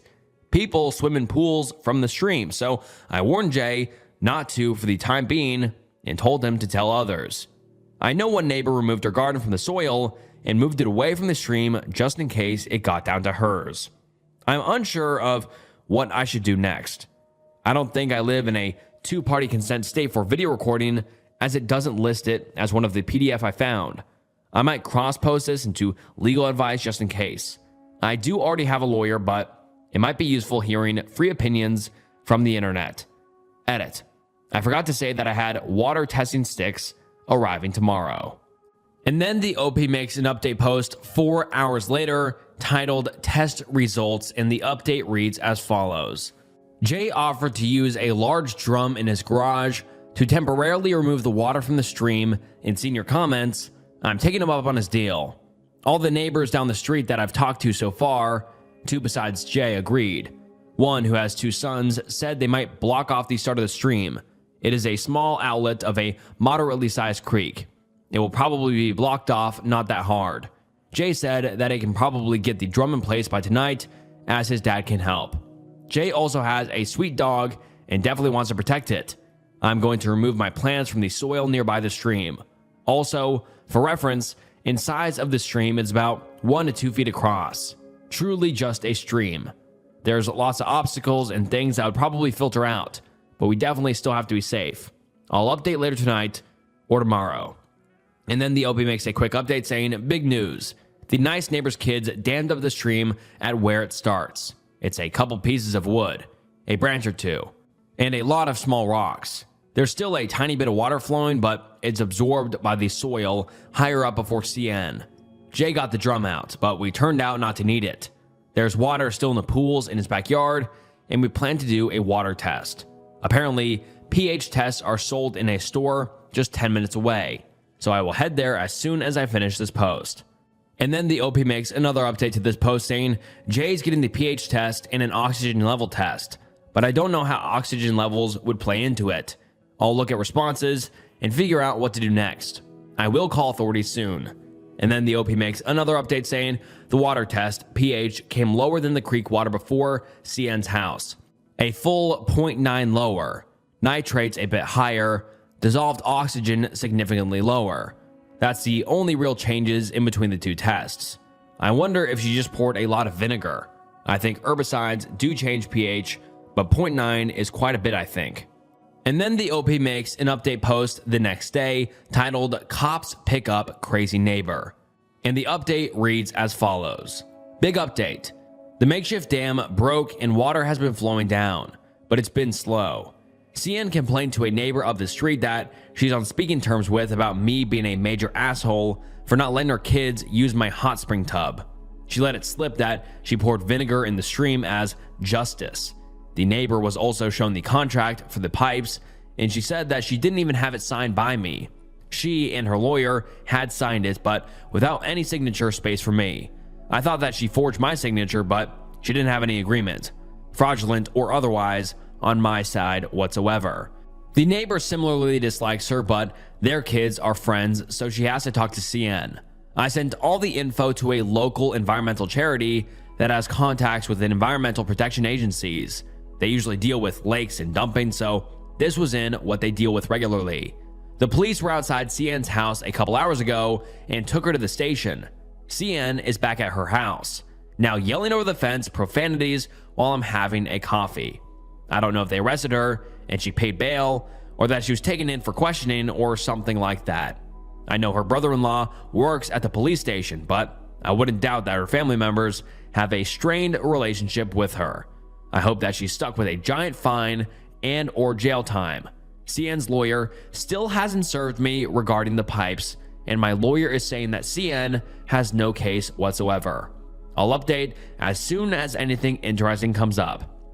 And then the OP makes a quick update saying, my power just went out in most of my house. I think CN just flipped the breakers to annoy me. Going outside ASAP. And then the OP makes another update saying, CN did indeed flip the breakers. As far as I know, the security camera has an internal battery for some time after it's disconnected from the power, so I don't have to worry about her doing anything. And just, oh my God, this is wild. I mean, this lady, this neighbor is completely crazy. I mean, putting the pipes into the hot tub so she can have it inside of her backyard, flipping the breakers, pouring vinegar into the stream. I'm very scared to see where this goes, but I do know this ramps up, so oh boy, buckle up. And then the OP makes an update 1 hour later titled Revenge Tactics. While the government does its thing against my neighbor, I'd like to do the most legal, annoying things to do. Currently, I'm thinking about removing the piping and separating the original cost. I think I will send every piece individually through a local copy/print/delivery shop. I know the owner and I think it would be hilarious and agreed to it. The plan, please help with it. Number 1, remove the piping from the ground and separate every piece into small plastic baggies and boxes. Number 2, bring to copy/print/delivery shop. Number 3, plan deliveries of each package every period of time over a long time that requires signage. Number 4, wait. Number 5, tip the copy/print/shop $100. What do you think? What else could I do? And then the OP makes an update 3 hours later titled The Beginning of Sweet Revenge. I called the owner of the copy/print/delivery shop and he agreed to what I said in the previous post. I removed all of the pipes from my yard and put them into bags. I didn't have as much plastic bags and boxes as I thought, so I'm paying extra for the owner of the shop to supply them. He just delivered the first one to CN. I watched from the street and CN's husband answered. He shouted for CN and she came up. I didn't hear any of the discussion, but she signed delivery sheet, took the package of a single small corner pipe piece, and stormed into her house. She went up to the second-story window and proceeded to glare at me since, still glaring as I sit on my couch while writing this. Working from home will be so nice for watching this. And then the OP makes an update 4 hours later titled "Crazy Neighbors Weak Jabs at Me." Since my last post, there has been one more pipe delivery to CN and she is pissed. She stormed over to my house after signing the delivery, which I thought she would stop doing, and banged on the door. I started recording my front door and opened the door. I'm not dumb enough to let her in. CN starts shrieking about how I'm awful and that I had to keep the pipes installed as it was her property and that we had a contract. When I told her that the contract wasn't legal at all, she starts screaming at me. I stepped inside for a second and called the police with the door closed. CN continues banging on my door. I don't open until a police car comes down the street. I tell the police that I don't want her ever to be on my property and that she is trespassing. They relay that to her, and she takes up a hurt old lady act. For reference, she is in her 40s. CN tells them that my hot tub burned her youngest child and that I was luring kids into it. I showed the police the camera footage and they asked for her to come to the station with them. I'm assuming that she made some fake report, but I guess that'll be another charge of lying to a police officer. I think that the officer, not CN's brother-in-law, believed me and saw that she was in fact a CN. I saw CN get back into her house and once again went up to the top window, staring. I closed the blinds. I thought she would stop. Honestly, it doesn't bother me. But to my surprise, she crosses the street to the side of the hill. There's a slope on the other side of the street from the houses. There's more houses up on the slope, and stares through my front window. I don't have blinds for that one and was about to head to a different room when I see her trip backwards. There's a small ditch for runoff and land on her butt. CN lets out a ungodly shriek. It wasn't that loud, but I'd like to say it was, as she storms back into her house. I feel at this point, with all of the stuff from my lawyer, from Reddit, and neighbors saying that I'm completely in the right and that CN is insane, has made this more into entertainment than a scary situation for me. I have multiple locks arriving in a couple days and a new security camera for the side yard. If you have any legal suggestions, please tell me. If there's anything I should be aware of, please tell me. And to be honest, I do understand why the OP is saying it's becoming more of entertainment than a scary situation, but I mean, I just feel like the OP should stay, apprehensive. They should stay on edge because the neighbor is obviously off their rocker. They are a little bit psycho, and with someone like this who's staring into the OP's window all the time and doing some other crazy shit, like, keep your defense up because someone like that can do something wild. But I'm interested to see where this goes. And then the OP makes an update the next day titled "Pulling Back and Going Forwards Legally." I've been told that messing with CN is probably not going to help out legally, especially with a restraining order, so I just told the copy shop owner just to deliver it all at once. I don't know if that's happened yet, but I'm fine not being looking when it happens. I will file a restraining order today. I don't know how it works, but I hope I can complete it today. No new news from CN except Jay saying that she looked really mad. I know this isn't a big update, but it's an update on the situation. And then the OP makes an update the next day titled "Husband Comes Over to Talk." This happened last night and I was too tired to update after it. CN's husband, I'll call him NH for neighbor husband, knocked on my door last night, alone. CN wasn't there, so I answered it. He then tells me that CN is, quote, going through some things right now, and some other stuff. He then asked me if I could, quote, let sleeping dogs lie. She did some stuff wrong, but she's a really great person. I told him that I would consider it. I'm not, but I didn't want to be in that conversation. I honestly thought that he would apologize about it, but making excuses like that is so pathetic. According to many of my neighbors, CN's been like this for years. I think he's trying to cover himself from the bomb they just planted. That's all. New updates probably coming soon. And then the OP makes an update the next day titled "Some Resolution, but not in the way you think." I was typing this out earlier, but it didn't save as a draft, so I will paraphrase it instead of writing it out like I did earlier. I went out to get my mail, and I noticed CN rush out of her house onto her porch to watch me. I take the mail and head inside. Through the endless sea of junk mail, there was a wedding invitation. Nobody I know remotely nearby is getting married, and I didn't recognize the names or the faces. On the back was a handwritten letter thanking me for volunteering my house for the bachelorette party and inviting me to the wedding at a local venue. Number one, definitely did not invite anyone to use my property for a party. Number two, my backyard isn't the biggest for a party. And number three, I don't know who these people are. I took a picture of the front and the back and then went and made a copy of the invitation and cut it to the right size. I then took the copy and walked in front of CN's house in the street. She is looking from the door. I then light the copy on fire safely. She runs out and starts yelling at me. I am not entirely listening as I had an earbud in my left ear listening to a podcast. I listened to podcasts while doing my routines and hadn't bothered to take it out. And at one point, I heard the groom's name. Clearly, she was behind it. I knew before, this just solidified the fact. I called her husband and told him that I was not hosting the bachelorette party and to leave me alone. He asked which one. I told him the names of the bride and groom. He is audibly surprised. He then tells me that the groom is CN's son from a teenage pregnancy, not with him. He then said that he would talk to CN about it, calling it an accident. I find the name of the dad of the groom and call him. He sounded super genuinely grateful when I told him who I was. I asked him about CN, and he said that she had left the baby with him, and when he had sued for child support, the judge said that it was his poor choices that led to the baby, and he was responsible for it, without child support. I told him the situation, and he sounded defeated. Apparently, the groom had been quick to forgive his absent mother, CN, and had invited her against the dad's wishes. He said that he would tell the groom and the bride about the situation. And geez, that was a lot of new information. Hopefully that made sense.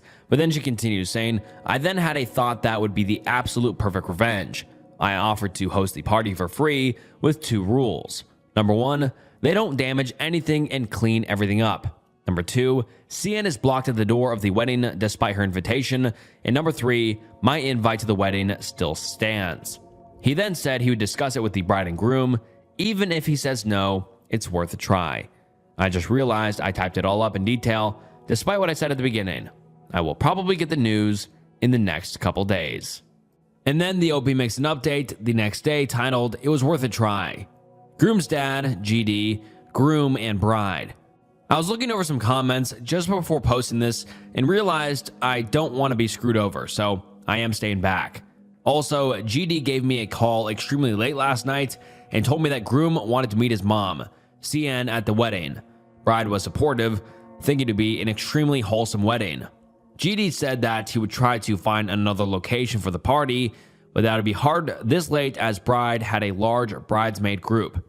GD is going to help CN with preparing for the wedding at his son's request, even though he thinks it might be a disaster. My plants that are near the stream look scorched as if they were on fire. I'm thinking about the plants that are next and around the stream, not in my garden. I think the next steps are through legal means and not through petty actions. I will keep you all updated. And then the OP makes a post 6 hours later titled Piecing Parts Together. CN had been trying to gain access to the hot spring for as long as she's known of it. She had tried lawsuits, land disputes, and other legal and legally dubious means to get it. When she heard of her son becoming married, she thought that she could have a good attempt at gaining access to the hot spring. CN had initially offered to use her house for a price for the bridesmaid party, but since it didn't have anything good for a party, bride had declined. She couldn't find another place though, but she still didn't want CN's house. CN had then had the bright idea to tell the bride and groom that she had had a natural, healing, and amazing hot spring in her yard, and the bride said yes. This is when CN tries the whole pipe in the hot spring to her yard. She obviously doesn't get far into that plan after I dismantle all the piping. She volunteers my house and backyard for the party. I think that the stream pollution was lashing out because she was mad before she volunteered my house.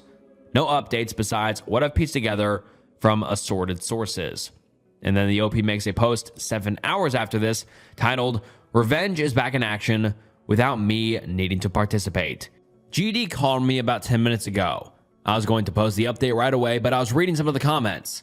This is what he said, and asked if my offer about hosting the bridesmaid party was still standing.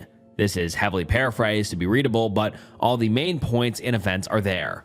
GD met up with CN to talk to her about the wedding, mostly setting boundaries. He went to her house with his phone recording just in case anything happened, knowing the history of CN. GD is talking to CN very formally, as much straight facts as possible, when he glances through a cracked open door into her bedroom. I don't remember the word he used to describe it. It was a very good way to say it, but kind of out of the corner of your vision, when you're avoiding eye contact, GD sees multiple white dresses laying on CN's bed. They are fancy dresses. Not quite wedding dresses, but definitely close. GD can't stop staring at it. He then asks CN about what she's wearing to the wedding, and CN says that she has a couple dresses picked out. He connects the dots and subtly leaves the conversation, calls bride and groom and tells them what he saw. He then gives groom some of CN's history. Bride then asks if they can do the house with the hot spring then. GD tells me that he knows that I don't like CN and that I wouldn't be at the wedding, but that the rest of the deal would stand.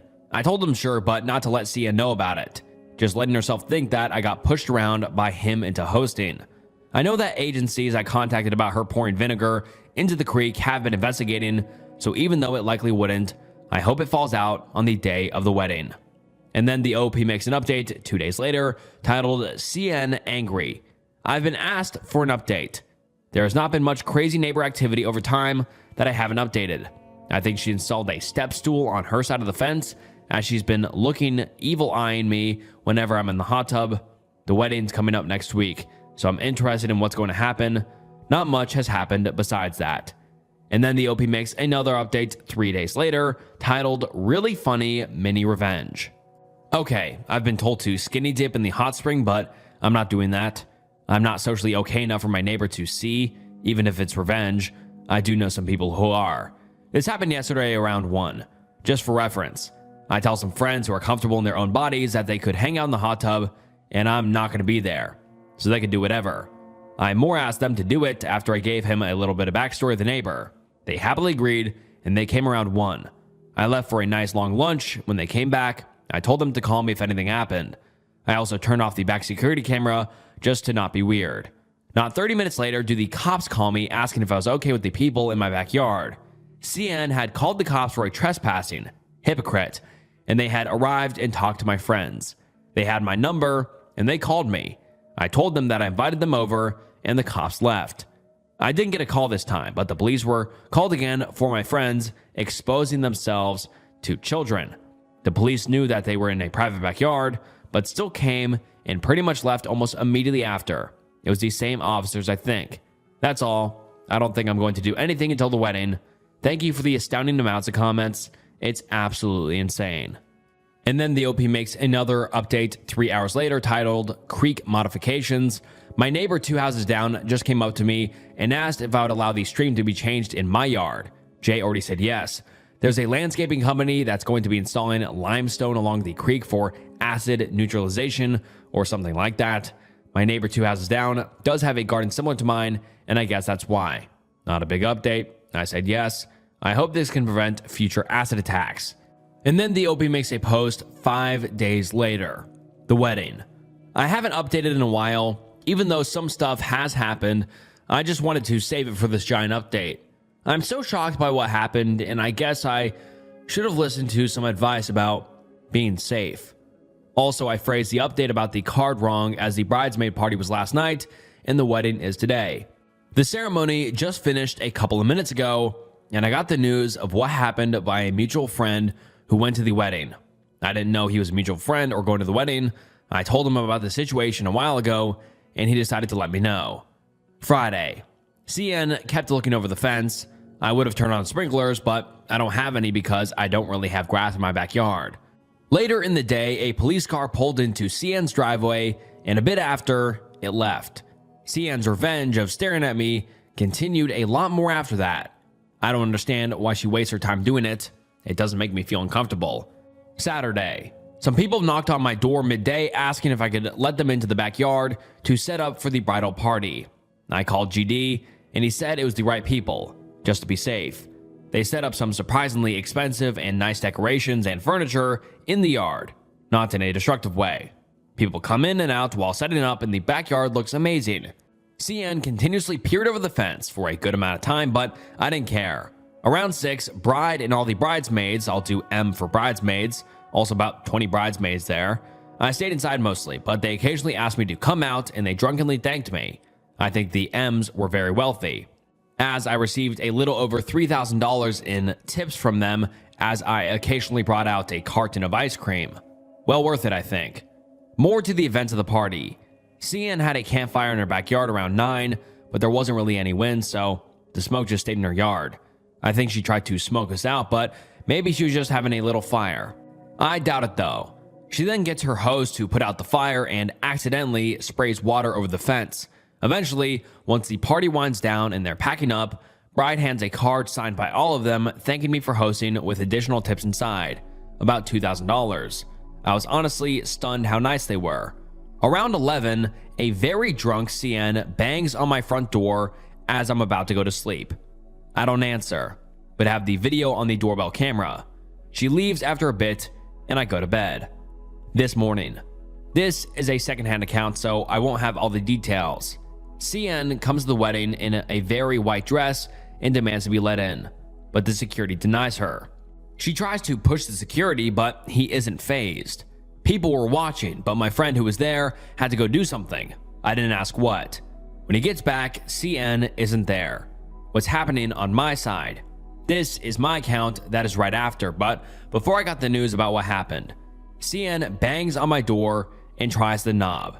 Since I was getting groceries a bit before, I had accidentally left it unlocked. She comes into my house. I call the cops as soon as I see her open my door. I run upstairs while I give the info to the cops. CN screams at me and eventually slaps me in the face. I'm screaming at her to leave, and she tries to slap me again. I grab her wrist and she screams. I basically drag her out the front door right as the police arrive. She is put in the back of the cop car, and the police interviews me. I tell them, and they leave. Then I get the news. CN is not back. I honestly won't argue with people about if this is true or not, as what happened this morning doesn't feel real, even though I just lived through it. And then the OP makes another update titled Final Update, FAFO. This is probably the final update, as I doubt any new news will come. CN still hasn't come back from the police station, or she's been hiding in her house. If she hasn't come back, which I think she might have not been able to pay bail, but I have no legal knowledge really. She's apparently facing north of 3 years in jail, but there's a good chance she'll get less or not at all. I grilled some food Saturday and hosted a good amount of the neighborhood. As much as I would like to say I was cool and collected after the assault, I felt a bit shaky and not great. So having some people over seemed like a good idea. I think it's mostly worked. Last night, I went in the hot spring and it was really nice to hang out. And then the OP doesn't give us an update for a long time. But before we get into the next update, I just think it's insane. This entire saga, this crazy neighbor poisoning the water, turning off her breaker, breaking into her house and assaulting her neighbor, just wild.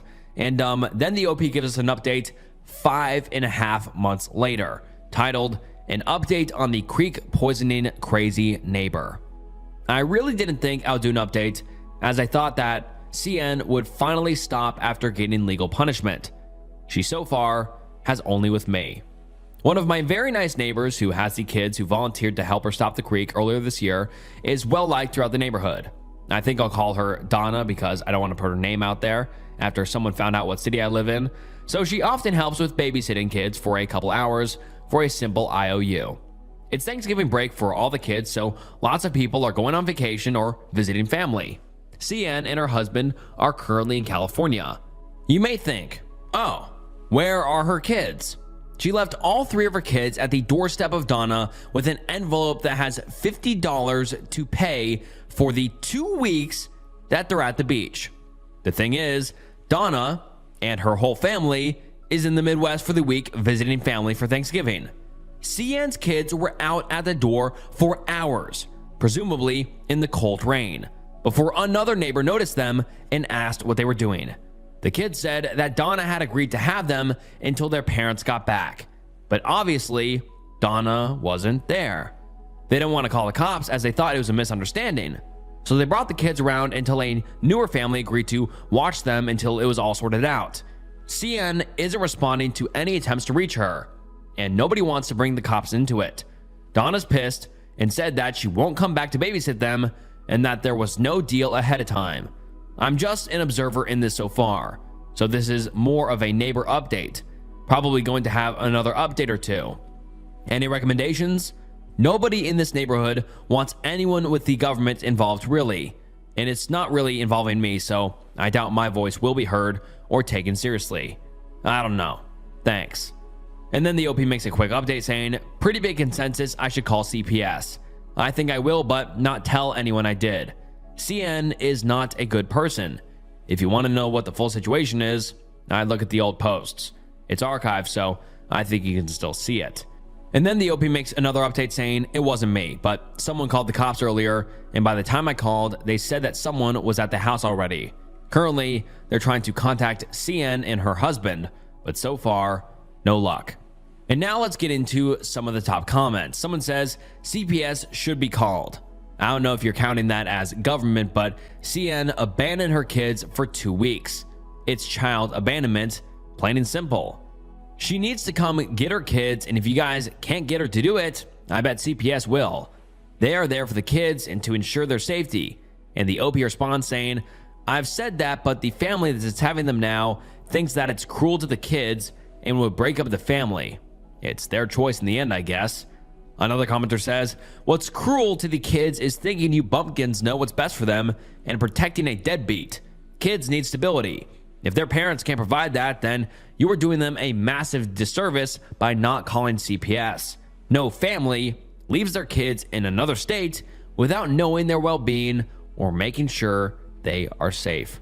And the OP responds saying, I know, CN is definitely not a good parent, but a lot of the people in the neighborhood haven't directly seen stuff, and I'm not really involved right now, so I don't really have a say.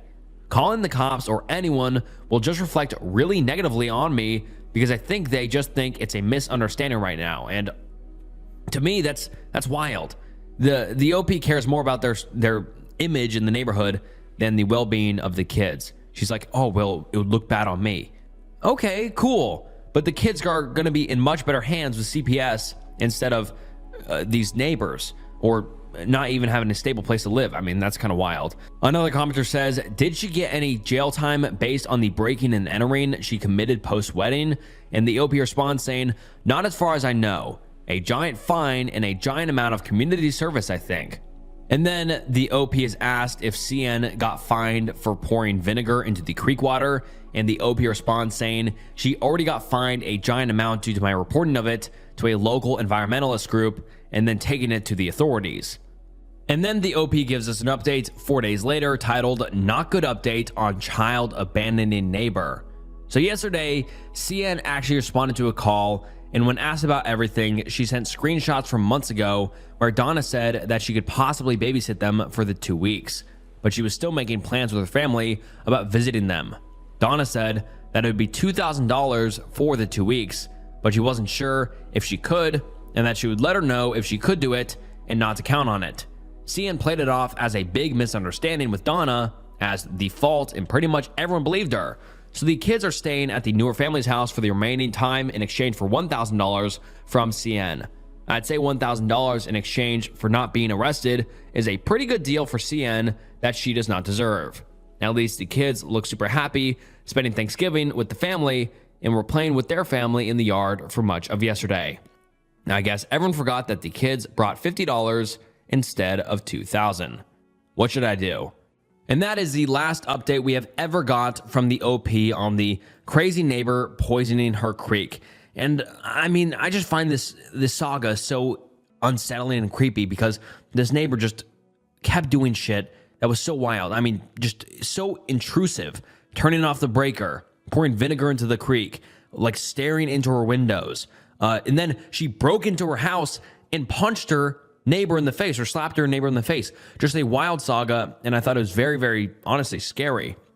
Even though the OP kind of played off a lot of it, I feel like this was a very extreme and scary saga that hopefully the OP will make it out of, because they're still neighbors, and hopefully the crazy neighbor doesn't do anything else to that extremeness that she has previously, but who knows? And we have not received an update in about 6 months, so who knows? Maybe we'll get an update in the future, but I don't know. What are your thoughts on this? Comment down below. I may have watched too much true crime, but I think my coworker might be missing. My coworker and I are in different departments and buildings, so I don't see her and we don't talk really. We have a lot in common, so we are friendly and chat once in a blue moon via work email. We talked about hanging out, but it just didn't happen due to poor scheduling. But we are friends on Facebook and would like/comment on each other's posts pretty often. We also have each other on the company Skype that automatically makes you available and tells the last time you logged on to the company system. I noticed that she hadn't logged onto the system at work for about 2 weeks and figured she was taking another one of her frequent out of the country trips. She always checked in online for her trips and would still continue to post daily, multiple times on social media. She didn't always pop up in my feed, so I didn't notice when her posts weren't showing up. About another week passed and she still was not logged on. I thought maybe she was taking a leave of absence or something was going on, and I figured it wasn't really my place to be like, hey, what you doing? Why are you not at work?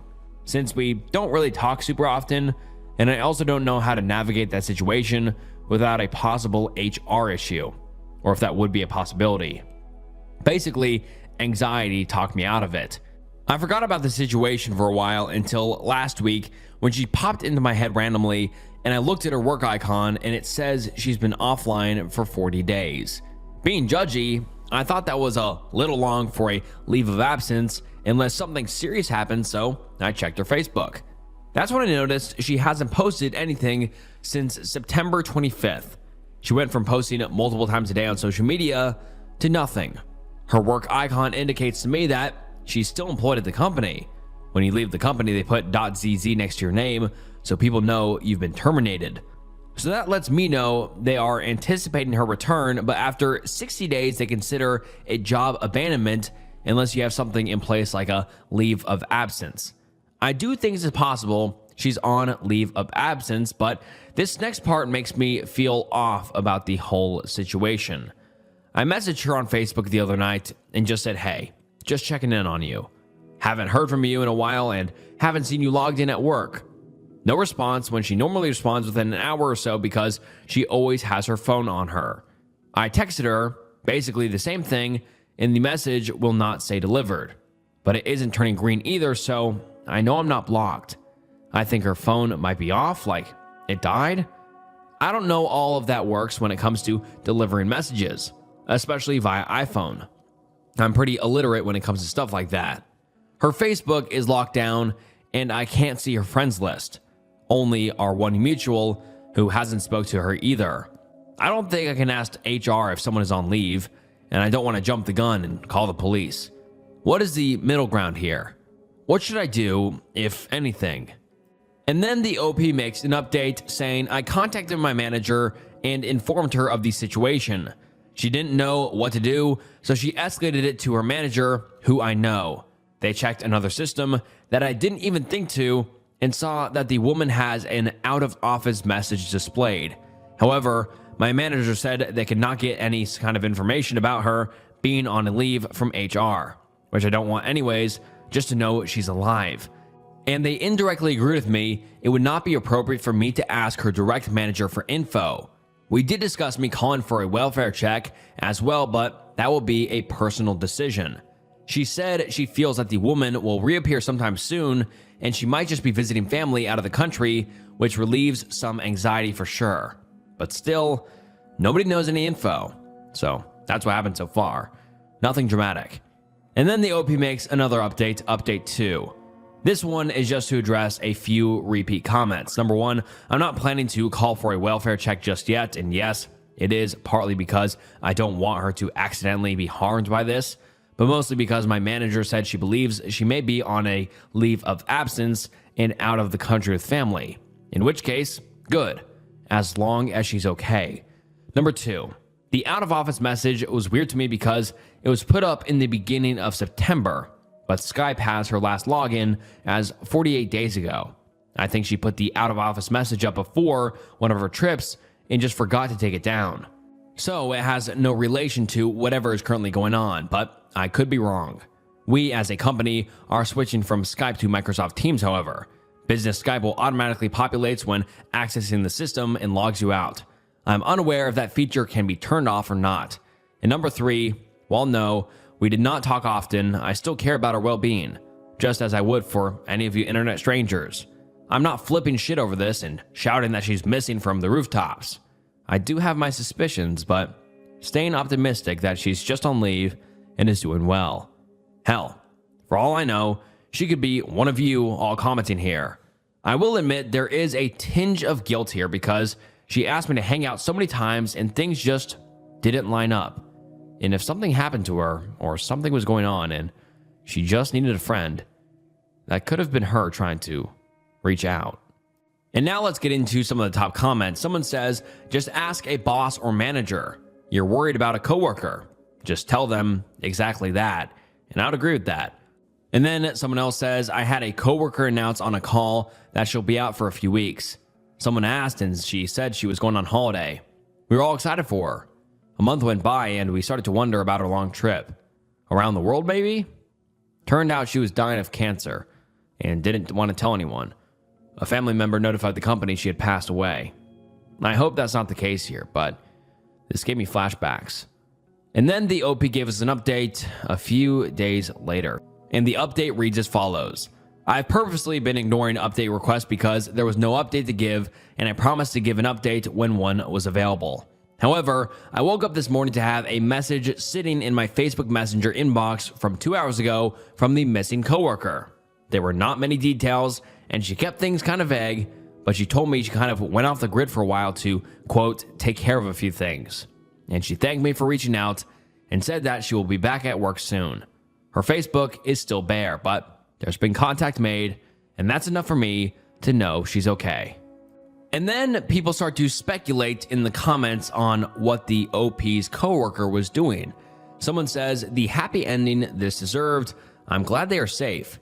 But someone replied to that saying, probably mental health or rehab. 90-day stay is rehab. Someone else comments saying, I hope your coworker is fine. One time I had a coworker go missing, and then eventually we found out she got accidentally somehow got locked in her attic for days, and nobody knew she was there for days.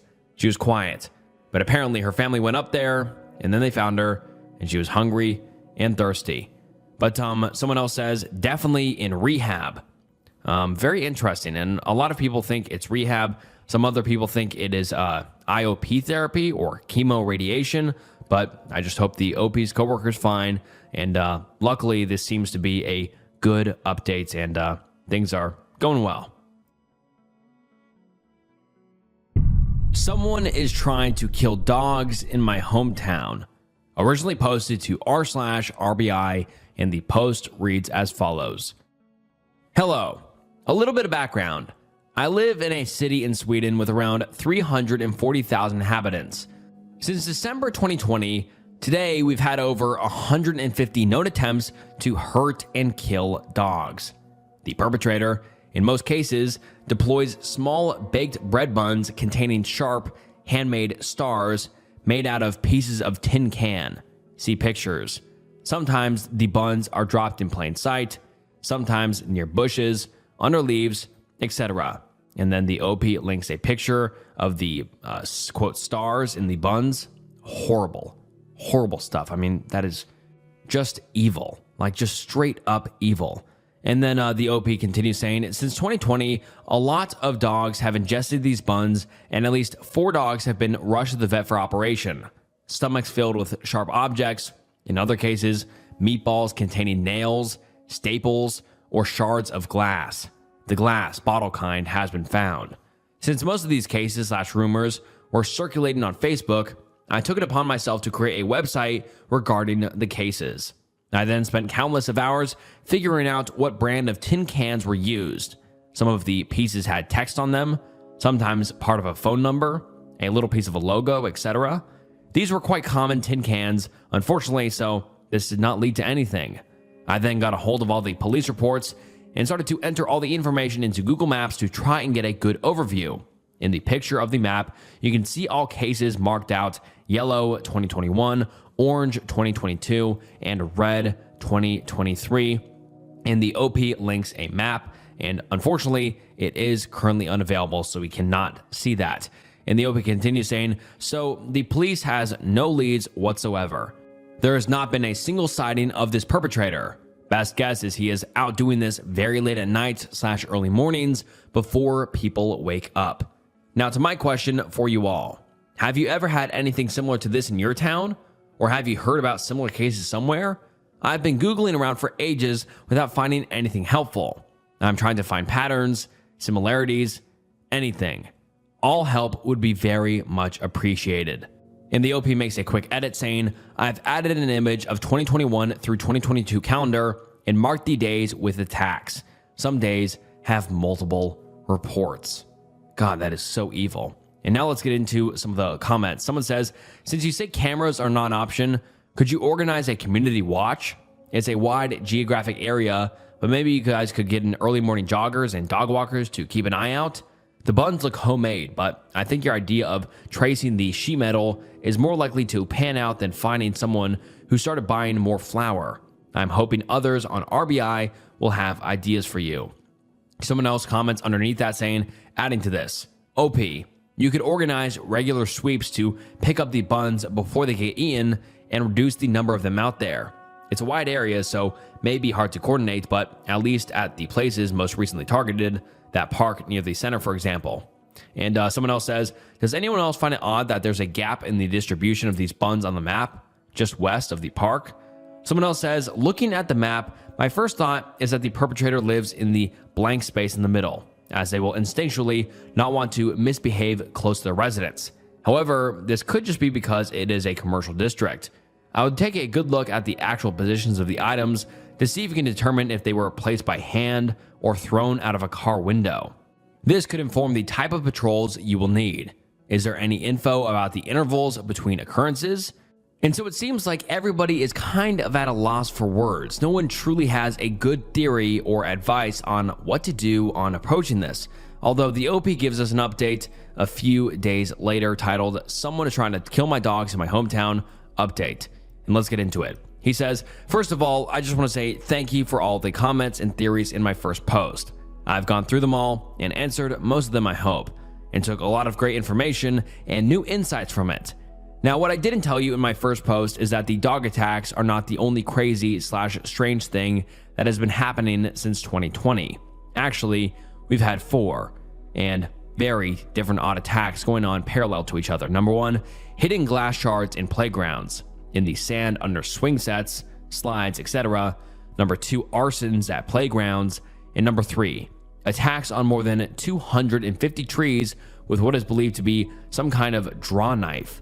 And number 4, attacks on dogs.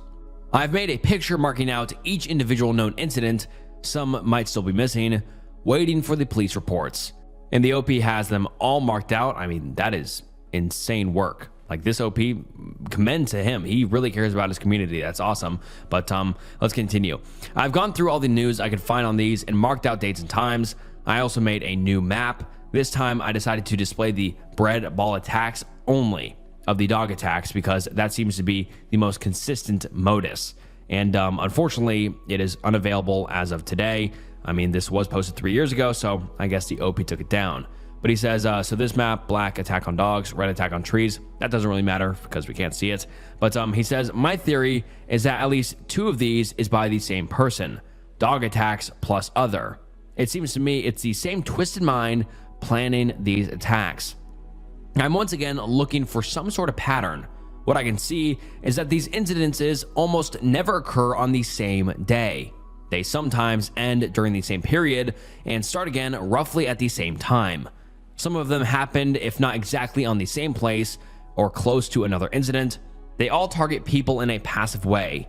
The person is not there to see their dogs or kids get hurt, but he/she knows it will bring fear to the public.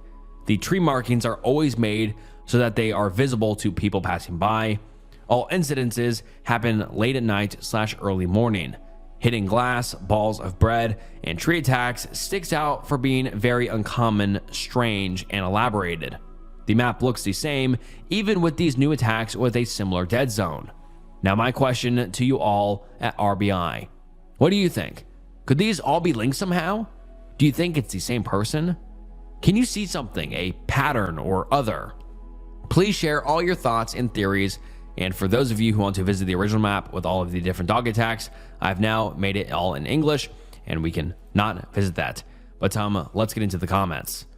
Someone says, be very wary. This is escalating psychopath behavior big time. And I agree. If this guy catches wind that this guy or the OP is on his tail, who knows what the psychopath might do. Someone else says, following this with interest. The only further thoughts I have are on possible actions to take along with the drawbacks. Crowdfund for DNA testing on the dough balls. It's really expensive and requires police cooperation. Place hidden trail cams in some of the areas of most concentrated activity. Hours of footage to go through looking for a needle in a haystack. Assemble doziers on pizza restaurant crews in the area and see if any of them fit the profile. Invasive and super creepy. I wish the best of luck to the people of Malmo and hope there is a break in the case soon. And I would agree, but I think the hidden trail cams is probably the best bet. Just put it in the high traffic areas, in the parks, and on the streets, and just, I guess, look through it. I mean, I don't really see any sort of other good way to solve this. Someone else says, hi, I saw your previous post. This is super creepy. I actually think I noticed something.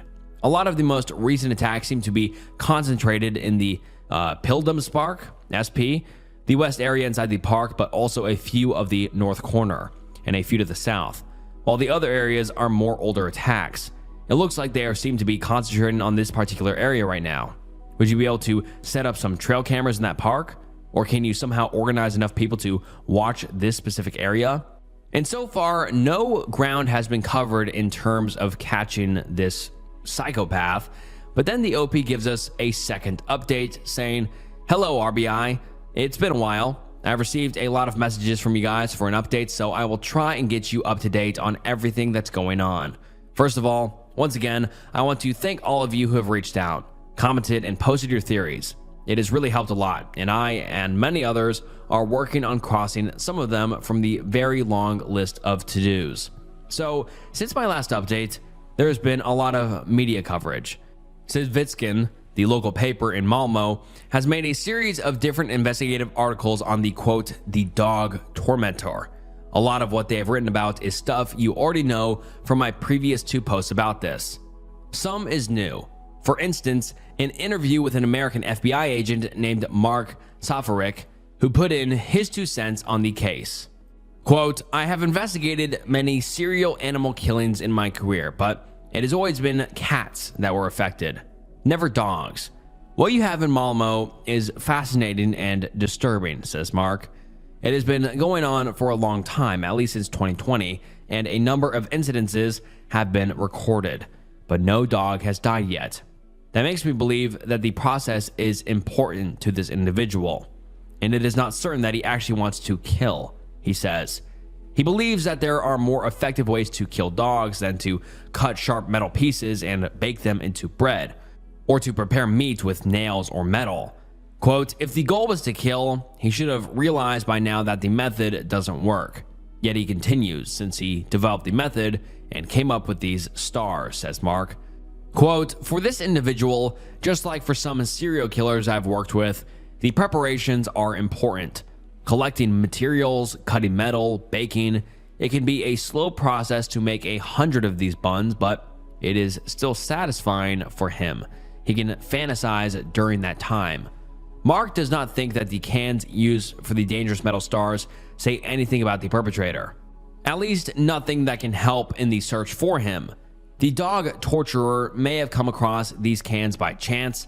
However, it is possible that the person has metalworking as a hobby. What do the different methods, sometimes meat, sometimes bread, tell you? Mark says, quote, "The behavior is so unique that it is most likely the same person. Basically, it's the same activity. Even though he uses different materials, it could simply depend on what is available at the time or how much time he has.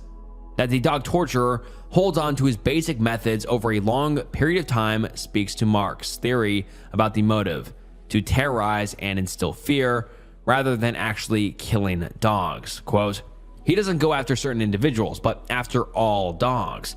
It could be very well that he enjoys getting feedback when it is reported in the media, but also that he feels he can manipulate the police without getting caught. Mark highlights an important experience from the FBI's profiling of serial criminals that gives hope for finding the right person. The perpetrator's need for appreciation or to be seen makes them talk easily. Quote, both with mass murderers and serial killers, we have noted such leaks. In their contracts with their surroundings, individuals reveal important information. Often, certain elements of truth are woven together with lies. Leaks how? Quote, important or offensive comments that people around him find strange, but most dismiss or explain away. In conversations with others about the dog attacks, he may say, for example, the perpetrator seems to be good at what he does, or I can understand that someone would want to. A kind of reverse praise for himself. Here, the media can play a role, Mark says, by appealing to those around the person who have heard strange statements. Quote, if you hear someone saying something unpleasant or odd, at least consider informing the police. I know that many people do not want to get involved, but that is the kind of commitment that is needed to move forward. There have been no reported dangerous buns or meat pieces since January of this year, an unusually long period of calm considering the statistics of recent years. The dog torturer may have been scared into silence temporarily. Perpetrators who follow what is written stop or decrease their activity if the media coverage becomes too overwhelming, says Mark. In some cases, they can also change the area or the approach, but your dog abuser won't do that. He seems to have acted only in Malmo. I would say he will stay there because he knows the city. You say he, but is it a man or a woman? All these serial offenders I've seen who have targeted animals, tortured or killed them have been men. We cannot exclude a woman, but statistically, it is probably a man. Mark repeatedly emphasizes how important preparations are for the offender. They completely fulfill their psychological need. For the dog abuser, he can hardly be present and watch the dogs eat the bread rolls or meat. Overall, this indicates mental illness, according to Mark, and he is sure that the dog abuser will continue, no matter how murky the motivations seem. If he was angry at a particular dog for something that happened, it is more understandable to attack out of anger or revenge, but eventually that feeling disappears as it is acted out. The question is whether the dogs are the target or merely a tool for this serial offender. He has made some adaptations to his behavior. Given that it has been going on for a long time, it is unlikely that he is trying to find new ways to attack. He will continue. And yes, there was a long pause since the last incidents late January, but now he/she/they are back.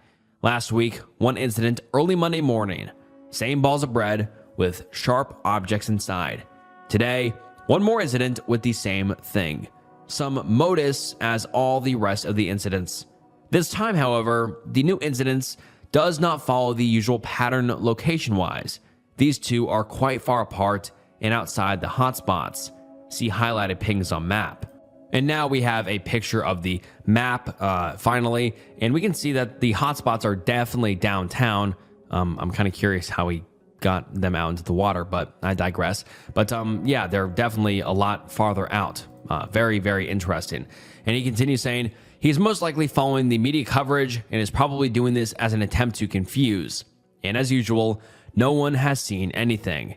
In the incident last week, there were security cameras in the vicinity. I reported this to the police as quickly as I could, but since it was a holiday, I think it was too late to retrieve anything. But who knows? Hopefully, I'll get an update on that soon. Other than that, nothing really new right now, unfortunately. I've done some media, podcast, TV, and I have opened an anonymous hotline with a phone number and you can call 24/7. And also an anonymous form for anyone to fill out who thinks they have valuable information about the case. My next step now is to plaster the 250 posters I picked up today all over town that has all the important information about the case and some links and QR code for reporting stuff. I've also made all the police reports available for free to anyone who wants them. So now I hope there are hundreds of private detectives running around looking for this person. As of today, I have a little FB group and chat with 2 other people who are doing some very cool stuff that I can't go into detail about right now, but I really think we are onto some good stuff. Now, RBI, I want to ask you, if you read this and my other 2 posts and think, hey, I think I can help here, feel free to contact me here in a comment or send me a PM. My dream is to have a team of people with different knowledge and skills that I can join together and work this case hard. I will be back for update number 3. Cheers.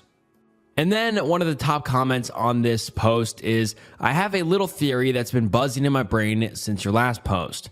I think this may be a pizza delivery driver. The buns are bread dough, maybe leftover pizza-based dough.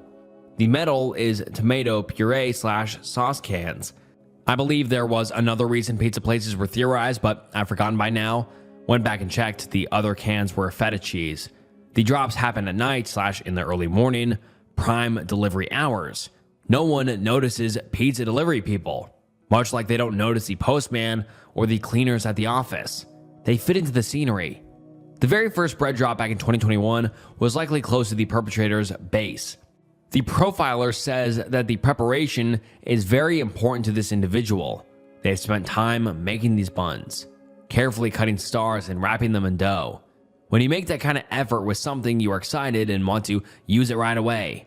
Add in that first-time fear of being spotted or even being stopped and someone discovering your dangerous cargo, and they likely didn't go very far at all. They will want to be somewhere familiar, somewhere where they know it well enough to be able to flee to safety if needed. It would also increase the chances of our suspect would hear about the reaction via word of mouth. People love to talk, especially about something like this. The first drop on 11/24/2021 was at Ablagescon. I'm sorry for all my Swedish viewers, but I'm not even going to try to pronounce that. Right next to Pizza House. And then the OP responds to this comment saying, hello and thanks for your input. I think the biggest problem with this theory is that we have almost nothing open after 1 a.m. Most of these incidences are found early mornings after 7 to 8. People walk their dogs late at night, but I don't think any of the cases have been reported late at night, so that tells me this is probably happening around 3 to 6, give or take. After 1, there are no food deliveries going out. Could even be that they close earlier than that, since a big chunk of the incidents has happened on weekdays. That being said, anyone working with pizza could bring both tin cans and pizza dough home after work to start baking / cutting. Leif J.W. Persson, Sweden's most famous criminologist, says this, quote, I envision a man in his 50s with local connections both in terms of residence and profession.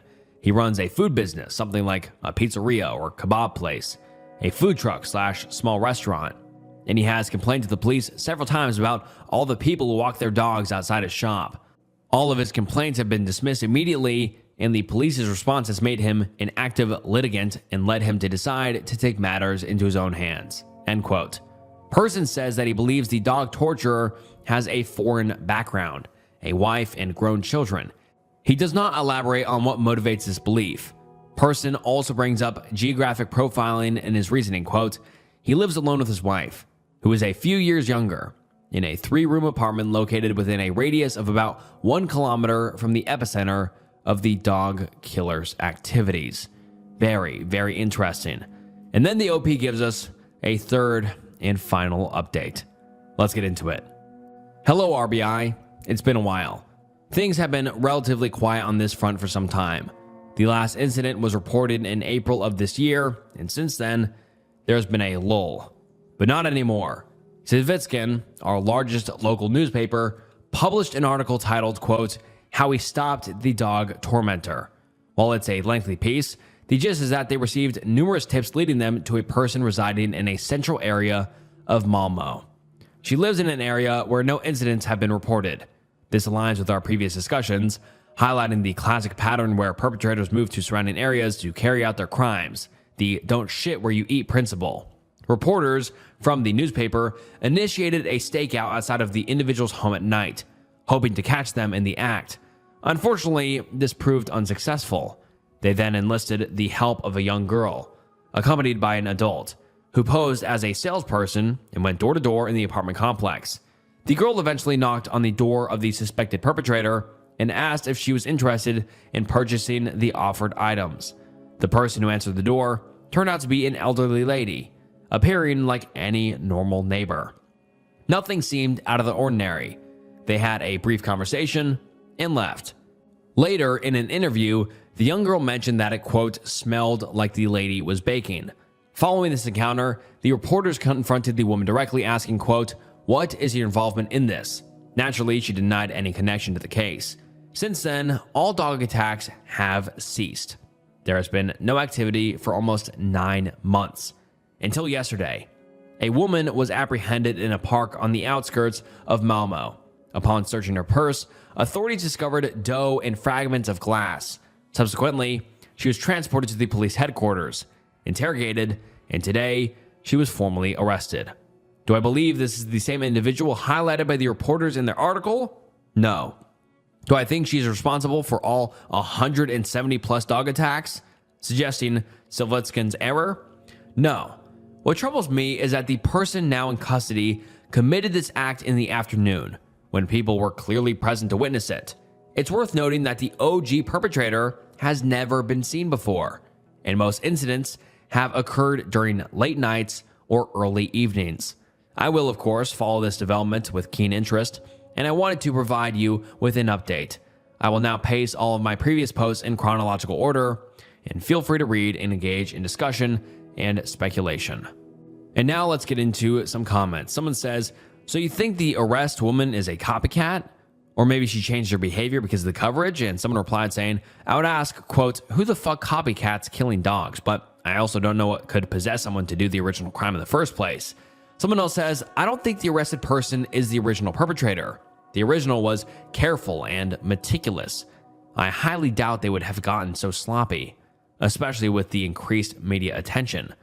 And then someone else says, truly never expected to see a resolution to this. I'm shocked. And the OP responded saying, if it's a resolution. Let's wait and see where it goes from here. And that is the last update we have ever gotten from the OP regarding this topic. But I mean, this was wildly interesting because this was like a real manhunt and a real mystery being solved by Reddit, or at least attempted to. But what do you guys think? Do you think that person who ended up getting arrested was the real perpetrator? I doubt it. I just don't think the person would get that sloppy and do it on a sunny afternoon in a park. I really don't. But at the same time, why would someone even copycat that? Very weird, but a very interesting post. And shout out to the OP for doing that hard work in trying to find out who the monster and psychopath was. The OP clearly put in a ton of effort, and I mean, I just completely commend him for that, for trying to, keep his community safe and put away this disgusting monster. But a very, very interesting RBI post. I hope you enjoyed that. But do you think the perpetrator is still out there, or did they get arrested? And I'm curious where that perpetrator is now, and if they will ever strike again.